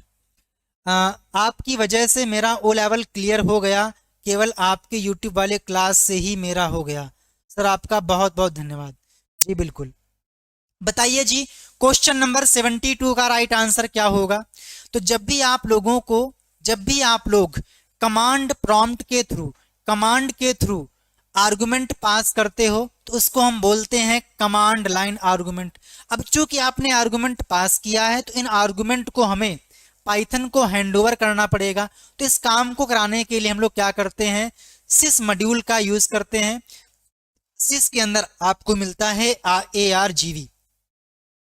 हाँ बिल्कुल, M1 का क्रैश कोर्स कंप्लीट हो चुका है, M3 का कंप्लीट हो चुका है, M2 और M4 में 3 चैप्टर्स बाकी हैं जो कि आप लोगों के 8 तारीख तक कंप्लीट हो जाएंगे। 8 से पहले पहले कंप्लीट हो जाएंगे, परेशान ना होइए। बिल्कुल, देखिए तो यहाँ पे क्या आ जाएगा, सिस आ जाएगा। इसके बाद में आता है 73, लिस्ट में अलग अलग डेटा टाइप हो सकते हैं, इसे क्या कहा जाता है? List allow different data types in single list, this feature is called. बताओ भाई, तो आपने पढ़ा होगा एक टर्म होता है होमोजीनियस और एक होता है हेट्रोजीनियस। इसका मतलब ये होता है सेम डेटा टाइप और इसका मतलब होता है डिफरेंट डेटा टाइप। तो जो लिस्ट है इसके आइटम जो हैं वो अलग अलग हो सकते हैं, इंटीजर भी, फ्लोट भी, स्ट्रिंग भी, कॉम्प्लेक्स भी या कोई अदर। तो इसको हम बोलेंगे हेट्रोजीनियस। Option C. 74 74 पे आइए भाई, पाइथन में ब्रेक और कंटिन्यू में डिफरेंस क्या है, बताओ भाई। पाइथन में ब्रेक और कंटिन्यू में डिफरेंस क्या होता है? तो ध्यान दीजिएगा, पहली बात, ब्रेक और कंटिन्यू इन दोनों का ही यूज हम लोग लूप के साथ में करते हैं। लूप को हम लोग इटरेशन के नाम से भी जानते हैं। तो ब्रेक क्या करता है? तुरंत के तुरंत लूप को टर्मिनेट करता है, यानी कि लूप से एग्जिट हो जाता है। जबकि जो कंटिन्यू है ये ओनली करंट इटरेशन को छोड़ता है, स्किप करता है। तो break exist loop, continue skip current iteration, option B. 75, list को टपल में बदलने के लिए कौन सा फंक्शन उपयोग होता है? तो लिस्ट को टपल में कन्वर्ट करना है। अब चूंकि आप टपल में कन्वर्ट कर रहे हो तो यहां पर टपल का यूज किया जाएगा। अगर आपसे बोलेगा स्ट्रिंग में कन्वर्ट करना है तो str का यूज किया जाएगा। सेट में कन्वर्ट करना है तो सेट का यूज किया जाएगा। इसके बाद में कॉम्प्लेक्स में कन्वर्ट करना है तो यहाँ पर कॉम्प्लेक्स का यूज किया जाएगा। तो यहाँ पे आ जाएगा टप, है ना, sorry tuple, option C tuple, TUPLE tuple. 76 पे आइए। जब हम फाइल को अपेंड मोड में खोलते हैं, ठीक है, तो फाइल पॉइंटर फाइल में कहाँ होता है? तो जब आप लोग फाइल को अपेंड मोड में ओपन करते हो, ठीक है, अपेंड मोड में ओपन करते हो तो जो फाइल पॉइंटर है ये लास्ट में होता है, ठीक, यानी कि एंड में होता है। जब आप राइट मोड में ओपन करते हो तो फाइल पॉइंटर स्टार्टिंग में होता है, यानी कि बिगिनिंग में होता है। जब आप फाइल को रीड मोड में ओपन करते हो तो जो पॉइंटर है ये आपका स्टार्टिंग में होता है, यानी कि बिगिनिंग में होता है। Option be ending is the correct answer. 77, गजब, क्या ही कहें, हो जाता है कई बार। प्रिंट में एस्ट्रिक को लाइन एंडिंग बनाने के लिए कौन सा ऑप्शन सही है? आप लोग प्रिंट का यूज करते हो, ठीक है, प्रिंट में जो भी आपको प्रिंट करना होता है वो आप यहां पर लिखते हो। बट आप यहां पर आप चाहते हो जब ये स्टेटमेंट प्रिंट हो जाए तो उसके लास्ट में स्टार बन के आ जाए, तो आपको यहां लिखना पड़ेगा end is equal to star. तो क्या होगा, जब पूरा कंटेंट प्रिंट हो जाएगा सबसे लास्ट में स्ट्रिक आ जाएगा। आपकी इच्छा है कि भैया मुझे हैश प्रिंट करना है तो यहाँ पर लिख दो हैश, जो आप यहाँ पर लिखोगे वो सबसे लास्ट में आ जाएगा। तो end is equal to strict. 78, Python किस मॉडल का उपयोग करता है वेरिएबल स्टोरेज के लिए? बताइए भाई, पाइथन वेरिएबल स्टोरेज के लिए कौन से मॉडल का यूज करता है? अगर हम लोग C++ या फिर जावा की बात करें तो मान लीजिए मुझे अपना रोल नंबर स्टोर करना है तो मैं लिखूंगा integer roll is equal to 54। अगर मुझे अपना परसेंटेज स्टोर करना है मैं लिखूंगा यहाँ पर C लैंग्वेज या फिर C++, C# और जावा में तो हम लिखेंगे यहाँ पर फ्लोट, इसके बाद में percentage is equal to 69.4। But अगर मैं यही काम करता हूं पाइथन में तो हम लिखेंगे रोल इज इक्वल टू 54 और इज इक्वल टू 69.4। यानी कि जो आपने वेरिएबल क्रिएट किया है वो वेरिएबल किस प्रकार की वैल्यू को होल्ड करेगा ये आपको बताने की रिक्वायरमेंट नहीं होती है। जब ये आपका कोड पाइथन एग्जीक्यूट कर रहा होता है, रन कर रहा होता है, उसी टाइम पे डायनेमिकली डिसाइड हो जाता है कि ये वेरिएबल कौन से डेटा टाइप का है। तो इसको हम बोलते हैं डायनेमिक टाइपिंग। जबकि इसमें क्या हो रहा है कि आपको खुद से बताना पड़ रहा है कि भैया ये इंटीजर है, ये फ्लोट है, ये कॉम्प्लेक्स है, ये आपका स्ट्रिंग है, दुनिया भर का झाम। तो इसको हम बोलते हैं स्टैटिकली टाइप्ड लैंग्वेज, जैसे कि C++, जावा, C#, तो ये आपकी होती हैं, ठीक है। बट यहाँ पे ऐसा नहीं होता है। ऑप्शन भी आएगा डायनेमिक टाइपिंग। 78 पे आइए, लिस्ट के अंदर लिस्ट होने को क्या कहते हैं? तो भैया अगर एक फंक्शन के अंदर दूसरा फंक्शन है तो वो कहलाएगा नेस्टेड फंक्शन। एक लूप के अंदर दूसरा लूप है तो वो कहलाएगा नेस्टेड लूप। एक लिस्ट के अंदर दूसरी लिस्ट है तो वो कहलाएगी नेस्टेड लिस्ट। एक टपल के अंदर दूसरा टपल है तो वो कहलाएगा नेस्टेड टपल। तो यहां पे आएगा बी यानी कि nested list. Question number 80, Python में सिंगल लाइन कमेंट लिखने के लिए कौन सा सिंबल उपयोग होता है? तो पहली बात, जो कमेंट होती है ये एग्जीक्यूट नहीं होती है। क्या? ये एग्जीक्यूट नहीं होती है, यानी कि जो पाइथन का इंटरप्रेटर है ये कमेंट को एग्जीक्यूट नहीं करता है, यानी कि इग्नोर कर देता है। नंबर 2, जो कमेंट्स होती है ये हमारे कोड को समझने में हेल्प करती है कि भाई कौन सी लाइन क्यों लिखी गई है। तो ये क्या करती है? कोड को रीडेबल बनाती है। पाइथन लैंग्वेज में कमेंट को लिखने के लिए हम हैश का यूज करते हैं। कमेंट दो प्रकार की होती है, सिंगल लाइन कमेंट और मल्टी लाइन कमेंट। तो ऑप्शन सी आएगा हैश। क्वेश्चन नंबर 81 पे आइए भाई, स्ट्रिंग जोड़ने के लिए कौन सा ऑपरेटर? तो भैया ध्यान रखिएगा, अगर हमें स्ट्रिंग को कॉन्कैटिनेट करना है, मर्ज करना है, तो प्लस का यूज करेंगे। इसी प्रकार से लिस्ट को कॉन्कैटिनेट करना है तो प्लस का ही यूज करेंगे। टपल को कॉन्कैटिनेट करना है तो भी प्लस का यूज करेंगे। इसी प्रकार से स्ट्रिंग को रिपीट करना है, रिपीटेशन करना है तो स्ट्रिंग का यूज करेंगे। टपल और लिस्ट के आइटम को भी रिपीट करना है तो मल्टीप्लाई का यूज करेंगे। यहां पर पूछा गया था कॉन्कैटिनेशन के बारे में, मर्ज करने के बारे में, तो आएगा प्लस, पी फॉर प्लस। 82, कौन सा ऑपरेटर है ना, कौन सा ऑपरेटर अंडरस्कोर जीटी अंडरस्कोर इस फंक्शन को ओवरलोड करता है? बताओ भाई, इसको कौन ओवरलोड करता है? बोलो भाई। 82 का राइट आंसर क्या होगा? तो ध्यान दीजिएगा, जीटी का मतलब होता है ग्रेटर देन। क्या मतलब होता है? Greater than. तो जो भी आप लोगों का ग्रेटर देन साइन होता है इसको ओवरलोड करने का काम अंडरस्कोर जीटी अंडरस्कोर ये फंक्शन करता है। इसी प्रकार से जो आपका लेस देन होता है इसके लिए हम लोग एलटी का यूज करते हैं। ठीक है, तो यहां पे आएगा greater than, option B. Question number 83 पे आइए, इनफिनाइट लूप कब होता है? तो भैया एक ऐसा लूप जो चलता जा रहा है, चलता जा रहा है, रन होता जा रहा है, बंद होने का, रुकने का नाम नहीं ले रहा है, ऐसे लूप को बोलते हैं इनफिनाइट लूप। और ये कब होता है? जब कंडीशन फॉल्स नहीं होती है, कंडीशन हमेशा ट्रू रहती है, तो जो लूप है ये चलता रहता है। तो जब कंडीशन हमेशा ट्रू होगी तो इनफिनाइट लूप बन जाता है। 84, डिफॉल्ट रूप से पाइथन, अच्छा ये रिपीट हुआ है, ये इसको हटाओ यहां से, छुट्टी करो इसकी। पाइथन में आइडेंटिफायर जैसे कि वेरिएबल, फंक्शन का नाम, मेथड का नाम, ऑब्जेक्ट का नाम, कंस्ट्रक्टर का नाम, डिस्ट्रक्टर का नाम, क्लास का नाम, इनकी लंबाई अधिकतम कितनी हो सकती है?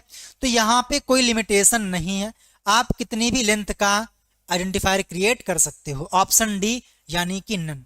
85, CSV का फुल फॉर्म क्या होता है? बताओ भाई, CSV का फुल फॉर्म क्या होता है? CSV का फुल फॉर्म क्या होता है? CSV का फुल फॉर्म क्या होता है? आंसर आएगा सर, कॉमा सेपरेटेड वैल्यू होता है। क्या होता है? कॉमा सेपरेटेड वैल्यू, यानी कि एक ऐसी फाइल जिसमें वैल्यू को कॉमा से अलग किया गया हो, डेलीमीटर के रूप में कॉमा का यूज किया गया हो, और इसमें जो डेटा है वो आप लोगों का टेबुलर फॉर्मेट में एक्सेस और स्टोर होता है। 86, पाइथन फंक्शन में आर्गुमेंट और पैरामीटर में क्या अंतर होता है? बताओ भाई, आर्गुमेंट और पैरामीटर में क्या अंतर होता है? तो हमने लिखा डेफ, फंक्शन का नाम फन, और लिखा हमने a कॉमा b, यहाँ पे हमने डिफाइन कर दिया, फिर यहाँ पर फंक्शन को कॉल किया, पास किया हमने 7 2। तो जब भी आप फंक्शन को कॉल करते हो, कॉल करते समय जो भी आप वैल्यू पास करते हो इसको हम बोलते हैं आर्गुमेंट। क्या बोलते हैं? इनको बोलते हैं आर्गुमेंट। एंड ये वैल्यू जहां पर एक्सेप्ट की जा रही है इसको बोलते हैं पैरामीटर। क्या बोलते हैं? पैरामीटर। तो पैरामीटर आपका डेफिनेशन में यूज होता है और आर्गुमेंट्स आप लोगों के फंक्शन कॉल में यूज होते हैं। 87, इंपोर्ट रैंडम के बाद print random dot rand int 1,5 क्या होगा? तो यहां पर क्या हुआ है, सबसे पहले रैंडम को इंपोर्ट किया गया है, तो मैं इसको इंपोर्ट कर लेता हूं। ये हमने ओहो आराम से कंट्रोल ए कंट्रोल वी। फिर इसके बाद में बोला गया है कि इसके बाद आपको लिखना है print random dot rand integer. इसका आउटपुट क्या होगा? तो भाई सिंपल सी बात है, जो आपने रेंज पास की है 1 से 5 के बीच में कोई ना कोई रैंडमली नंबर आपके सामने आ जाएगा। रन पे क्लिक किया तो आपने देखा 1 आया, फिर से हमने क्लिक किया तो 1 ही आया, फिर क्लिक किया तो 4 आ गया। यानी कि 1 से 5 के बीच में कोई भी रैंडम नंबर यहाँ पर आ जाएगा। जितनी बार आप क्लिक करोगे उतनी बार यहाँ पर रैंडम नंबर जनरेट होगा। ठीक, तो इसमें क्या टिक करना है आप लोगों को? ऑलवेज प्रिंट 1 ना, ऑलवेज प्रिंट 5 ना, print a random integer between 1 and 5। बिल्कुल सही है, 1 से 5 के बीच में नंबर प्रिंट होगा, या तो 1 या तो 2 या तो 3 या तो 4। 5 प्रिंट नहीं होगा, 5 इंक्लूड नहीं किया जाएगा। 88 what will be the output of print bool 0 bool 1 bool -1? इसका आंसर क्या होगा? आप लोगों ने देखा होगा कि आज आपको काफी नए नए यूनिक क्वेश्चंस देखने को मिले होंगे। तो ये निलिट ने बनाए हैं, जो कि मैंने आप लोगों को पेड बैच में प्रोवाइड किए हैं। तो आप पेड बैच में इनरोल कर लीजिए, बहुत ही कम कॉस्ट है। बिकॉज इतनी बड़ी टीम होती है, उसका खर्च, नेट का खर्च, सर्वर, होस्टिंग, दुनिया भर के खर्च होते हैं। तो यहाँ पर सारी चीजें फ्री में अवेलेबल कराना पॉसिबल नहीं है। बूल क्या करता है? तो ये चेक करता है कि अगर आपने इसके अंदर कोई नॉन जीरो वैल्यू पास की है तो आपको देगा ट्रू। अगर नॉन जीरो वैल्यू नहीं है, जीरो है, तो ऐसे केस में आपको देता है फॉल्स। आप यहाँ पर देखिए पास किया है जीरो, जीरो क्या होता है? फॉल्स। तो यहाँ पर आपको मिलेगा फॉल्स, तो पहले से मिलेगा फॉल्स। फिर यहाँ पर 1, 1 क्या है? तो एक प्रकार का नॉन जीरो वैल्यू है, तो यहाँ से मिलेगा ट्रू। -1 क्या है? तो -1 भी नॉन जीरो वैल्यू है, तो यहाँ से क्या मिलेगा? ट्रू मिलेगा। False true true, option C false true true. 89 पे आइए भाई, निम्न में से किस अक्षर का मान सत्य या असत्य? ओहो आराम से, निम्न में से किस अक्षर का मान, कौन से लिटरल का मान सत्य या फिर असत्य हो सकती है? बिल्कुल बताइए भाई, निम्न में से किस अक्षर का मान सत्य या असत्य हो सकता है? तो जो आप लोगों का बुलियन डेटा टाइप होता है, इसमें 2 वैल्यू होती हैं, या तो ट्रू या तो फॉल्स। ध्यान दीजिएगा, ट्रू में टी कैपिटल होता है, फॉल्स में एफ कैपिटल होता है। ये बात आप लोगों को यहां पर याद रखनी है, ऑप्शन बी आ जाएगा। क्वेश्चन नंबर 90, वे फंक्शन जो कोई वैल्यू वापस नहीं करते हैं उन्हें हम क्या कहते हैं? तो अगर कोई फंक्शन किसी प्रकार की वैल्यू को वापस नहीं कर रहा है तो उसको हम बोलते हैं वॉइड फंक्शन। क्या बोलते हैं? Void function. बट अगर कोई फंक्शन एक या एक से अधिक वैल्यू वापस कर रहा है, यानी कि कुछ ना कुछ वापस कर रहा है, तो उसको बोलते हैं फ्रूटफुल फंक्शन। क्या बोलते हैं? Fruitful function. 91, उस फंक्शन के लिए डिफॉल्ट रिटर्न मान क्या है जो स्पष्ट रूप से कोई मान नहीं लौटाता है?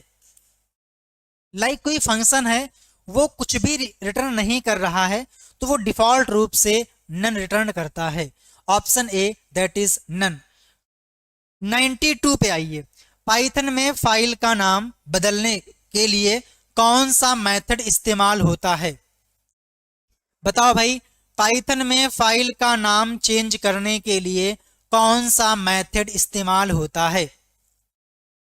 भाई मान लो मेरे पास कोई फाइल है जिसका नाम है मेरी फाइल .py, मुझे इसका नाम चेंज करना है तुम्हारी फाइल .py। तो इसके लिए आपको यहाँ पर OS मॉड्यूल का यूज करना होगा। OS मॉड्यूल के अंदर आपको मिलेगा रिनेम फंक्शन। इसमें आप पास करिए पुरानी फाइल का नाम कॉमा नई फाइल का नाम। Option B. 93 पे आइए, पाइथन में इस कोड का आउटपुट क्या होगा? What will be the output? Python में इस कोड का आउटपुट क्या होगा?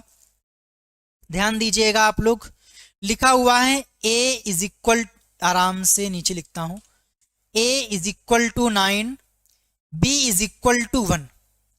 बताना है a बिटवाइज और b, इसका आंसर क्या होगा? तो ध्यान दीजिएगा, चूंकि ये आपका बिटवाइज ऑपरेटर है तो सबसे पहले मुझे डेसिमल को बिट वाइज में कन्वर्ट करना होगा, और कन्वर्ट करने का प्रोसेस 1, 1 का डबल 2, 2 का डबल 4, 4 का डबल 8। अच्छी बात है। अगले स्टेप में क्या करना है, आपको लाना है 9। तो 9 कैसे आएगा सर? तो सर अगर हम 8 में एक जोड़ दें, भाई अगर हम 8 में एक जोड़ दें तो हमको मिल जाएगा 9। तो हमने 8 को लिया है और 1 को लिया है। क्यों? क्योंकि 8 और 1 को जोड़ने पर 9 आ रहा है।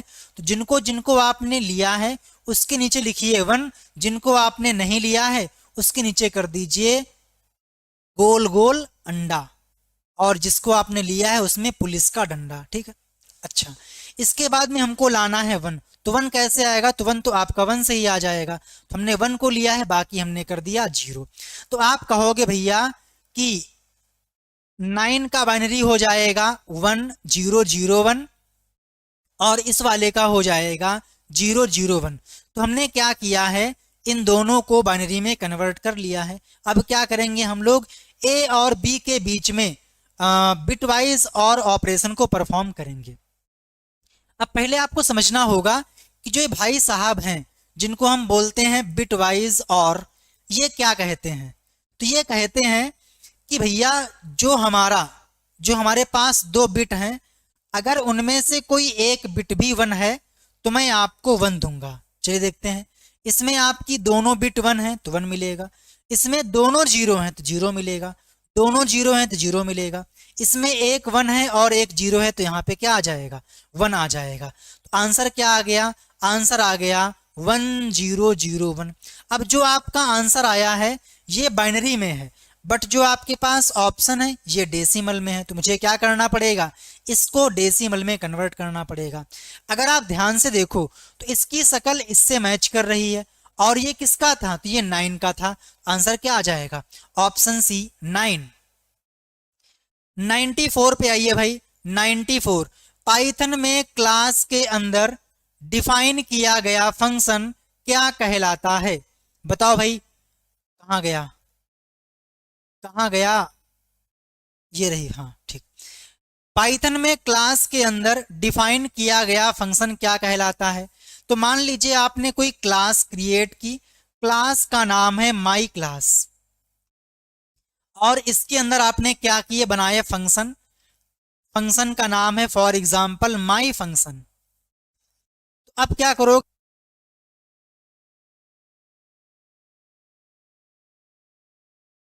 ये शायद स्ट्रीमिंग सॉफ्टवेयर में दिक्कत है क्या?